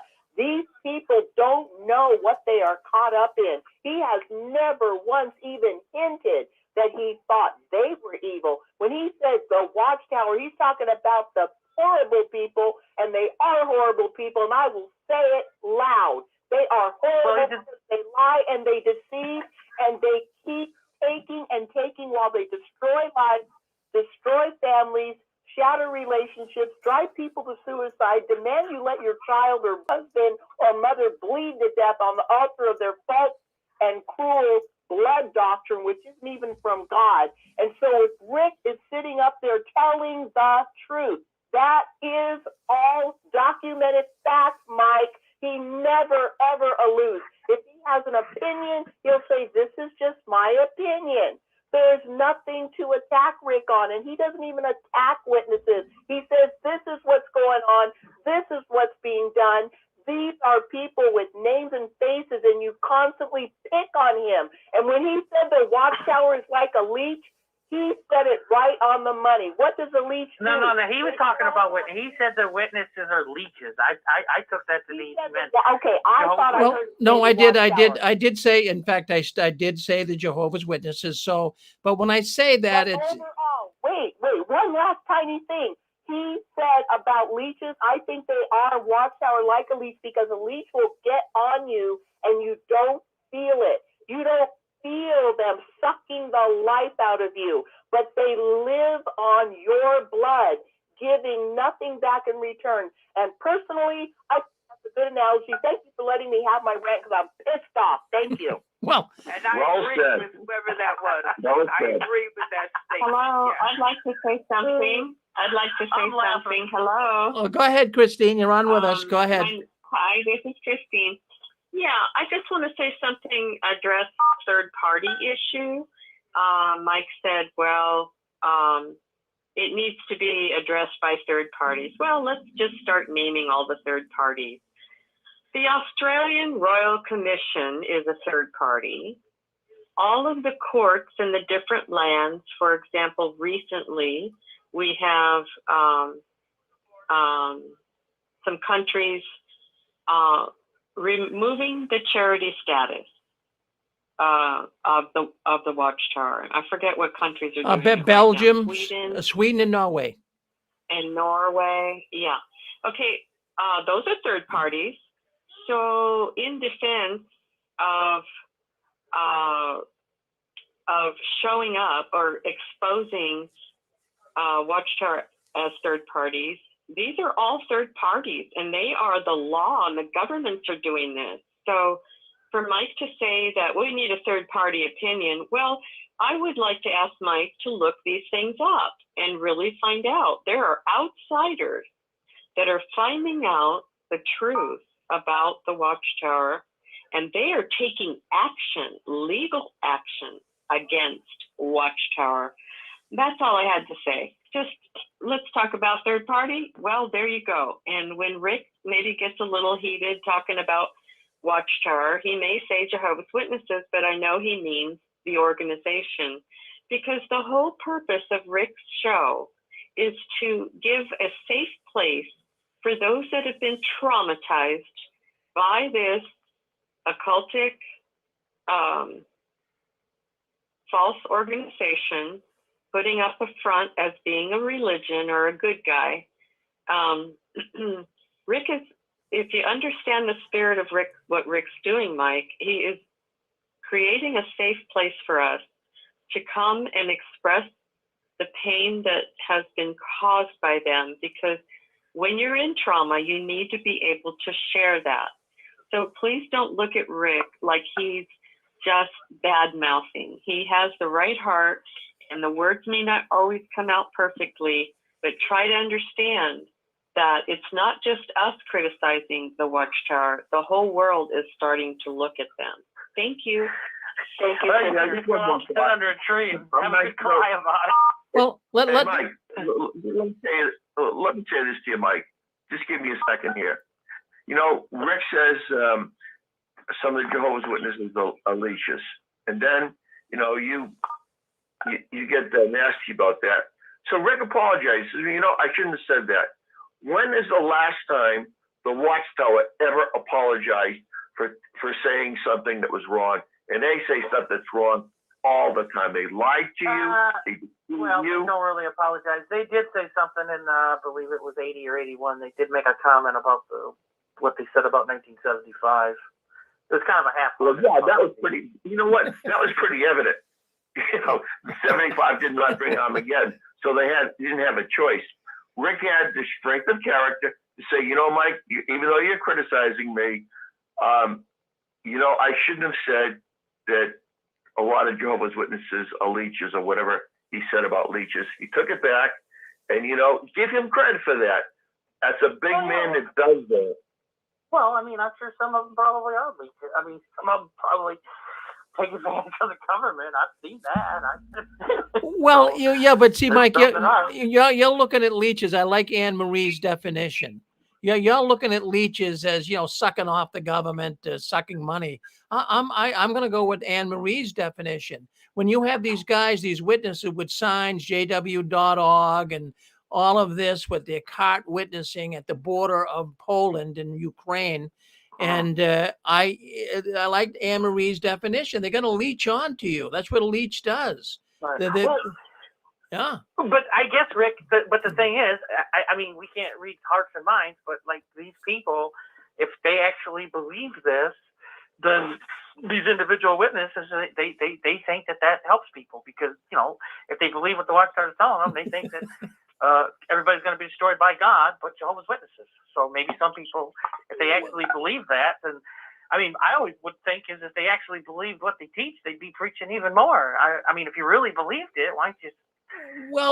See, every day, you know? Well, see, you're a sensitive looking, Mike. Here's the thing, and you know, you make it lively when you come on, unless you go really crazy on us. But you were somewhat sane. You were somewhat sane tonight. But you know, we have to.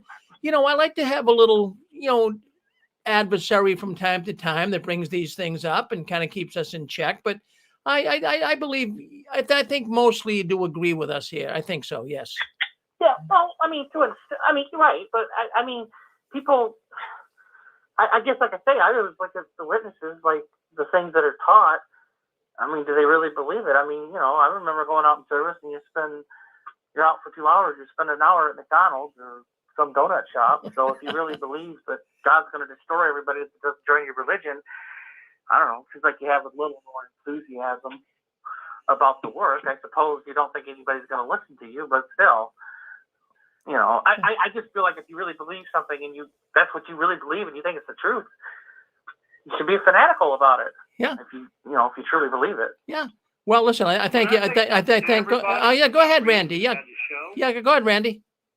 Well, I just wanted to say, when I first started listening to you, Rick, and your show, I was an active Jehovah's Witness, and it never came across to me that you hated Jehovah's Witnesses. I actually got the other impression that you loved us all and you were there to help us, and that's really how I feel. You've helped me then, you've helped me down to this day, and I appreciate that.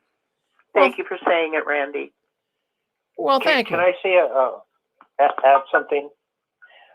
Yeah, go ahead. Yeah, I really appreciate this forum because I was raised in the Watchtower. From 3 years of age, the indoctrination started. Was out when I was 19, but they found me, and I was baptized in 1983, and got out around 2010, 2011. But when I look at all the time I was in the Watchtower, and I'm not saying the rank and file, the Watchtower, all the money I spent, all the time in field service, the meetings, the exhaustion, and then to realize that I was serving a corporation. And that's why I appreciate this forum. And again, it's not the rank and file, it's the leadership. And it really hurts me. In fact, I'm still sick over the loss of finances. Not just to the Watchtower, but I had actually lent money to, and I'm not, this is not a blanket for all witnesses. I was a very giving person, and I felt, we should be giving. And I lent so much money to fellow witnesses, and never once did I ever get my money back. And I wasn't going to take witnesses to court, but I just want to say that it wasn't just a loss from giving to the Watchtower. I struggle from the loss of giving to. I gave a brother $2,500. I did not write a contract. I have never received that money, and of course, he has a reason not to give it to me because I'm disfellowshipped now. But I'm in pain over all that. I still suffer from the loss of all the time, energy, resources I gave to the Watchtower Corporation. Well, Joe, I'll tell you what. There's a lot of people on here that share the same thoughts you just shared with us. Those are excellent thoughts, seriously, because I know there's plenty of people on here that were generous, lent money to various witnesses. I know one man on here, he could tell you a story how he lost $40,000. And I mean, it's a terrible story. But I mean, there's a lot of people in your boat. Yes. Rick, what I just wanted to, I guess what hurts me, and there's times I cry over it. It hurts me that I spent like 49 years in the Watchtower, and it was give. Be out in the ministry. I was out in the ministry when it was snowing. I was out pioneering when it was cold weather, windy weather. All that I did for the Watchtower for what? So I can be shunned? And I didn't even do anything that was worthy of what they call disfellowshipping. You know, so I guess what I'm trying to say is I hurt over the fact that I gave so much to this corporation only to find out that it was indeed a corporation. Well, there you have it. One word, it's called betrayal. Yeah, thank you. Well, you're on JW World News. That's the news the Watchtower doesn't want you talking about. But I'll tell you what, not only are people who have left the Watchtower talking about them, but even active witnesses are beginning to talk about their headquarters. And even as Christine was just saying, nations are beginning to talk about the Watchtower. So, I mean, it's unbelievable what's going on in the world of Jehovah's Witnesses. But I'm going to tell you something. Many former Jehovah's Witnesses, or people that they call PMO, the acronym for physically in, mentally out Jehovah's Witnesses, many right now are suffering from reflex moments. Where you say, well, Rick, what do you mean suffering from reflex moments? There's a lot of witnesses, ex-witnesses, PMOs, whatever you want to call them, that right now, because of the world events, because of what they're seeing happening on the news in Ukraine and Putin talking about dropping an atomic bomb if people get too much in his way. So people are really getting uptight about all of this. So people are worried. People that have left the Watchtower thinking, gee, should I go back now? Is Jehovah's Witness right? Is Armageddon right around the corner? Take a deep breath, everybody. Just relax. Just relax. But there's many witnesses. According to some information I'm getting in here at the 6 screens, many Zoom meetings are increasing in attendance. More and more people are showing interest in the witness. They're getting more people writing into them at jw.org. And why is that? Because of world events. It's scaring people to death. But just take a breath. Just slow down. Take a breath. Relax. I mean, for the 7,000 years of recorded history, what's going on now? I mean, it's terrible. It's a terrible situation, but there's always been bad news, right? There's always been wars in one place or another. Hopefully, eventually this will be over and the organization will go back to the next big headline to justify their insane prophecies. So we'll just have to see. I mean, I don't know.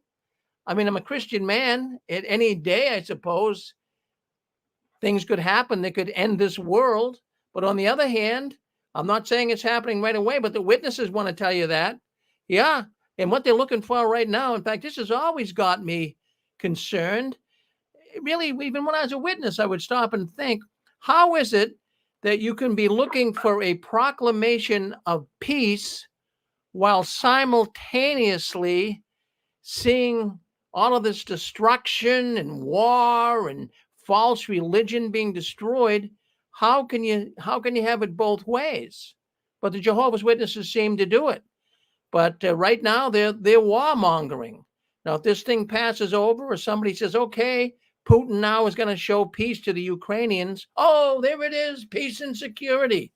Jeez, it goes all over the map with these guys. Boy, it really. I mean, we weren't awake when we were witnesses. Let's go with that. Hey, I want to let everyone know, too, that we have got a great program coming up in about a half hour. Boy, this program is going to be dynamite. It's called Watchtower Trivia Night. And we have a great host coming in to help me with this program. We're going to be giving away prizes. We're gonna lighten up a little bit. We can have some fun. There's been a lot of turbulence in the Jehovah's Witness, ex-Jehovah's Witness community. A lot of bickering, backbiting, fighting, but we can lighten up. We can all come together and have a really wholesome night here, answering Watchtower trivia, all these questions about what goes on behind the curtains of the Watchtower. And we got some really nice prizes. So by all means, stay with us. That's coming up in about a half hour. Okay. Hi, Rick. Hello there, Miss Faith. Hi, Rick. Yes. How are we doing? Hi. Good. This is the Pastor Babe, Linda James. Yes, Linda. And I just wanted to know if I could comment. to Mike, I do agree with you that he does bring a different perspective. And I'm the homo that he speaks of, that you as a Christian allow to be on the show and actually allow to be a host. I want to thank you for giving me that opportunity. In spite of you being a Christian, you are not demanding any of your doctrines or any of your belief system onto me, but you recognize that I have the same human rights as you do. And Mike, I have the same human rights as you do. Now, I did not come out until I was 44 years old, because it was harder for me to come out as a lesbian than it was for me to leave the Watchtower, okay? But I too have been affected by the leadership of this organization and how they govern my family that is still in. So I'm thankful to Rick, in spite of him being a Christian, allowing this lesbian to speak up and host a show. And I have to apologize to you, Mike, because I have called you names. And I think what irritated to me today was that you accused Rick of hate speech, which you caught him on something, and he did realize and did apologize for it. And I'm kind of thankful when you do that. But if you're going to call him on hate speech, think about what you're saying too, okay? That's all I wanted to say. Thank you. Well, that's awful nice of you, Linda. And, you know, my position is we have a lot of atheists to call into the program. We have transgender people call in. We have homosexual people call in. And my position as a Christian, obviously, I'd love to see you all become Christian. I mean, I'm not going to beat everybody up about it. And how possibly could a person even come to understand about God and the Bible if they're going to be beat up all the time by Christians? So I say, hey, I'm glad you're on our team, Linda, and you have your position. I got mine, and we don't have to get in a big battle about it, do we? No, we don't. I don't think you're less of a Christian. There you because go. you allow me to have a space. So thank you. And I did spend a good 30 years in mainstream Christianity, and I absolutely love theology. So yeah, that's just thank you. Okay. Well, thank you. That's what I have to say. Thank you. See, well, so that's a good comment. Yeah, that's good. Anyone want to say Can I something? say hello? I'm from the UK here. Oh, sure. You can say hello. Yes, go ahead. Hello. Yeah, well, I make a comment, obviously. Nice to hear, Linda. I always miss the show because it's the wrong timing for us here. Just to Mike, I mean, it is good people call in with alternative views. That's good, as long as they're done kindly. But about the thing of the kindness or cruelty or evil of JWs, now the org itself. Oh, is that coming out? There's something that's coming out there. The org itself does really cool things. We know that there are members who are very kind and loving and beautiful people, and some who are, well, you just probably avoid them.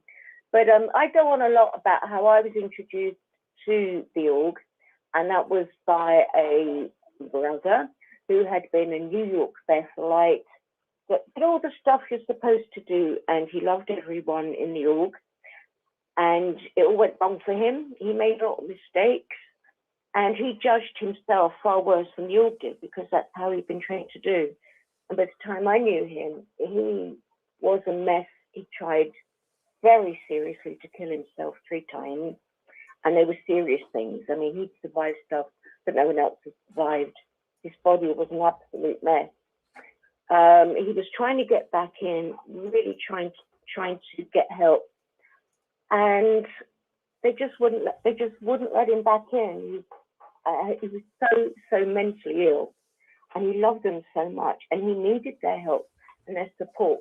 But they wanted him to do this period of sitting at the back of the hall and being ignored, just like the prodigal son. Yeah, sure not. They just wouldn't let him in, and they knew nothing. And this happened over 2 or 3 different countries.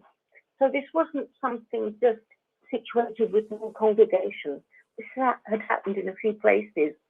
And the cruelty of that, the cruelty of not letting someone in who loves you so much and is suffering so much and whose heart is so good, and just letting them die, which happened to him. He died because of that. You know, there is some blame that's to be laid at the feet of the organisation and how the elders are taught, because none of them were psychologists, none of them. Well, that's an excellent comment. Thank you, sister. And always good to hear you coming in from the United Kingdom. Thank you. You're welcome. Well, there you go. So we get people call in. They call in from all over the world, and they've been touched by the tentacles of the Watchtower. Well, my goodness. Anyone want to speak up? You're on with us. Go ahead. I think Mike was just in a trolling mode tonight. What's going right with him? All right, who's ever, go ahead. Hear me. I was saying that I think Mike was just in a trolling mode tonight.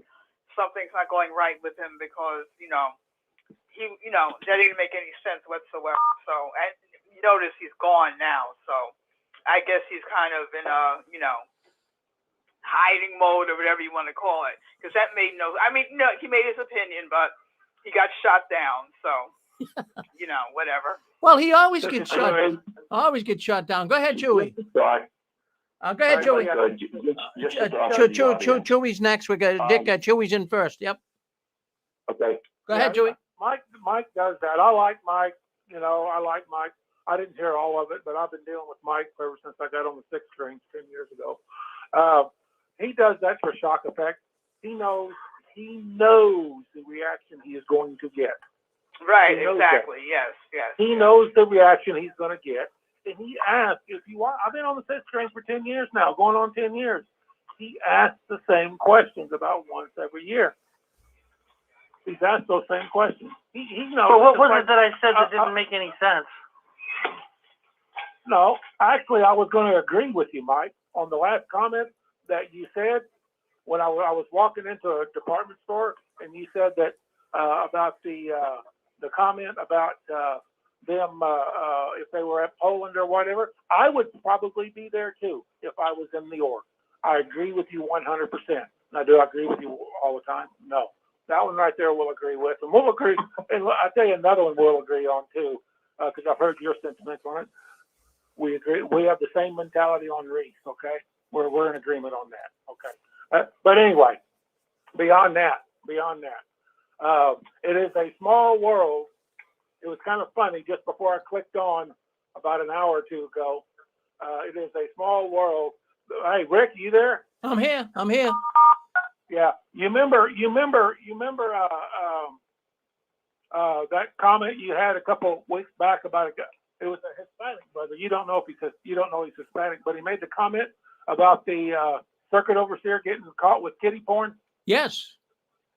Yeah. Anyway, I was at my buddy's house down here where I live, and he said, "Let me call my uncle. You need to call my uncle." And we were talking, and he said, "Oh, is this Chewy on the 6th screens?" I said, "Yeah." He recognized my voice. Jeez, you're getting to be a celebrity out there. Jeez. Yeah. Anyway, so it's y'all having a program on tomorrow? No program tomorrow, but boy, if you can stay tuned for the program coming up next. It's called Watchtower Trivia. Boy, we are going to have a good time. Oh, it's going to be really fun. See if you can answer some of the questions. We get prizes and everything, so it's going to be fun. Yep. Okay. Good. All right. Okay. Thank you. All right. Well, there you go. Just a quick thought. Yeah. Can I get a quick thought? Yeah, go on. Yeah, sure, Dick. Yep. Mike's somewhat of a glad fly, and bless him for that. Yes, he has every right to come on. With the thing that the audience should really appreciate about 6 screens is you have the power to shut somebody off if somebody uses profanity, and you're at the control desk and you can shut them off. You don't. You let Mike come through, and Mike can be critical of you at times, so we've all heard that. But I think it says a lot for your character that you let Mike come through and you don't shut him off, and you do take criticism. That's very manly, in my opinion. Thank you. Well, I thank you for bringing that up, Dick, because it's not only here that we can shut them off, but also on my YouTube videos, Facebook. I I never take a Six Screens video suite. I never take down bad, ugly comments. I don't. I leave them up. A lot of the other people who are activists, they'll only leave the good comments up. But if a person has a bone to pick and they want to write about it and put a comment in the box saying, Rick, you're a complete idiot, I don't take it off. I let it, because generally speaking, the people who do know the real truth behind the whole thing, they'll come in and defend me. So I leave all these bad comments up. I do. And I get attacked. I get attacked all this week by people on YouTube. So, you know, but I go with it. No big deal. Thank you, Dick. All right. Michigan, did you want to come in, Ken? I haven't heard from you tonight. I see you're in the queue here. Okay, I guess not. All right. Okay, so we're getting down to the nitty gritty here. We got a few minutes left. You know what I might even do? I had another story or two we we're going to bring up here tonight, but I'm not going to do it. I'll bring it up next week. It has to do with the grooming, and that is grooming younger women. A lot of older elders who either became widowed or they never got married. They're grooming. It's happening in the organization as we speak. A lot of grooming. A lot of older brothers are grooming younger women, and we're going to talk about that next week. We don't have time to do it right now, because I'm going to be getting some things together here to get our program up and running for the trivia, because it's going to be a good program coming up. I just want to make a couple of comments, and I'm going to have probably Anne Marie and maybe Dick, Constance come in and talk for a few minutes while I get the YouTube set up and get the program trivia ready to roll on YouTube and Facebook. So I'll need a few minutes for that, but whoever wants to come in, I got Anne Marie, she's going to come in, and maybe Dick and Newton and Constance could work with her. But yeah, I just wanted to bring a few things up concerning what's going on here. I thought it was on here. It's not, but I can remember it. Friends, what you want to do is, if you've been listening into YouTube and Facebook, well, go ahead and like it and subscribe to the channel, because the more people subscribe, the more algorithms are put out there, and the more witnesses we're going to reach. So I want you to do that. The other thing I want you to do, if you possibly could, share it on Facebook. Share it so other former witnesses and even witnesses will be able to see it. And also, we have no Six Screens Sunday tomorrow. We do that every other Sunday. You know, we don't get into theological issues on Saturday night. We don't do any preaching. But, you know, a lot of people are leaving the Watchtower right now because of theological false teaching. And if you're interested in that and you're getting into the real meat of the scriptures, well, you want to join us not tomorrow, but a week from tomorrow on Six Screens Sunday, beginning at 1 o'clock. And also, I just wanted to say thank you for everyone that comments. You know, you guys really make the program. I can sit here, I'm the facilitator, the moderator, whatever you want to call me, but it's you guys that make the program. And when you guys talk up, I want to tell you, I really appreciate it. I really, really do. And I know we all love to be able to speak up and say things that really are so tender to us. And of course, so many of us have been hurt by the Watchtower. We want to speak up and talk about it. So thank you guys for doing that. Let me see, anything else we get going on? Oh yeah, I wanted to mention Apostate's Got Talent. Now, we've got, we're going into we're going to call it Six Screens Entertainment. We're going to have some entertaining shows. And, you know, there's no reason why us ex-witnesses in this community can't have fun either. It's not always going to be about beating up on the Watchtower. We can have some fun and some good, wholesome community here at the Six Screens. So, yeah, our program coming up next, Six Screens Trivia, is that. Also, we have a program called Apostate's Got Talent. That's coming up in 2 weeks. Now, don't you worry, Angela, Clark, and Dan, they didn't leave. They're just taking a little hiatus here. They had two weeks, a month off is what they've taken. So we have this opportunity to bring these 2 new programs on, but they'll be back with us too. But this Apostate's Got Talent, we are getting some really good talent coming in here to the Six Screens. And I'm really, they're writing me. We've got authors, we've got singers, we've got comedians. We have a lot of people that want to show their talent.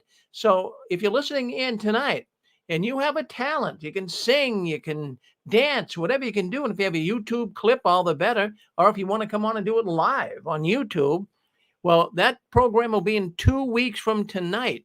So why don't you write me if you have a talent, and let's let the world see your talent. And who knows, maybe you'll be the next big superstar, right? So write me at jwworldnews@gmail.com, jwworldnews@gmail.com, and we'll take a look at what you do and get you on, get an opening in there and get you on Apostates Got Talent.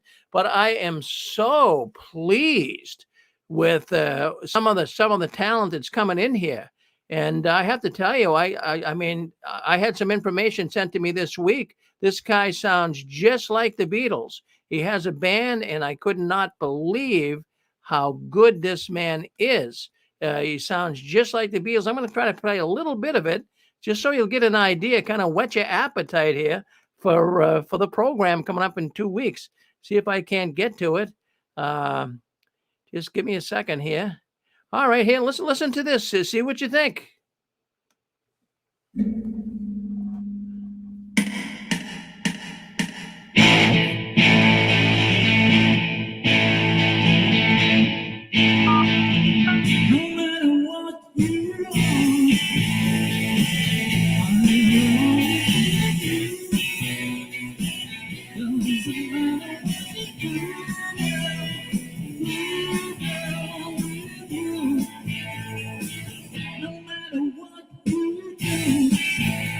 Well, I don't know if the sound quality is that good. It'll be better in 2 weeks on YouTube, but that was sent to me, and he also does some other Beatles songs, and I'm telling you, it's just remarkable. There's a lot of apostates out there that have talent, and you couldn't show that talent. You couldn't take it to the limits when you're a Jehovah's Witness, but we're going to let you do it here on Apostates Got Talent coming up in 2 weeks.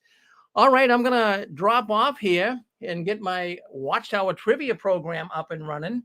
If you're on YouTube, don't worry, we're going to leave YouTube right now, but we're going to come back. We're going to come back with the Apostates Got Talent program in about 5 or 10 minutes. So just dial back in with us, and we'll be here for that program, and you'll find it very, very good. And also, if you're on Facebook, the same thing. So just stay with us and come back when you want, and we'll have the program on. Also, Aposta Babe, the woman was just on earlier. That was the lesbian. She has a program on here at night, all night long. She burns the midnight oil. She's going on YouTube too. Now, she might not come on. She's kind of shy. She might just have a picture of her, or an avatar, as they say. But she'll be on. We're going to put her program on tonight for the first time on YouTube as well. So check in with that. I think you'll find it really, really a good program as well. So here we go. Let's move forward. Anne Marie on with us. Do we have Dick Borgie as well? And maybe Constance, you guys can all kind of talk together a little bit. And I'm going to slip out here and get the program going. You on there with us, Anne Marie, are you? I just had a thought. Yeah. If I could. Yeah, Dick. In fact, I'll tell you, why don't you talk to the audience for a while? And I'm going to go out and get Norman ready to come in on YouTube and take care of some business here, okay? And just talk to the audience for a while, and then I'll come back in. Folks on YouTube, look at the description box, and you'll be able to find out how you can listen to all the programs tonight. Thank you very much for coming in and being with us tonight. And the last one, leaving the Watchtower. By all means, turn off the new light. I just had kind of an epiphany.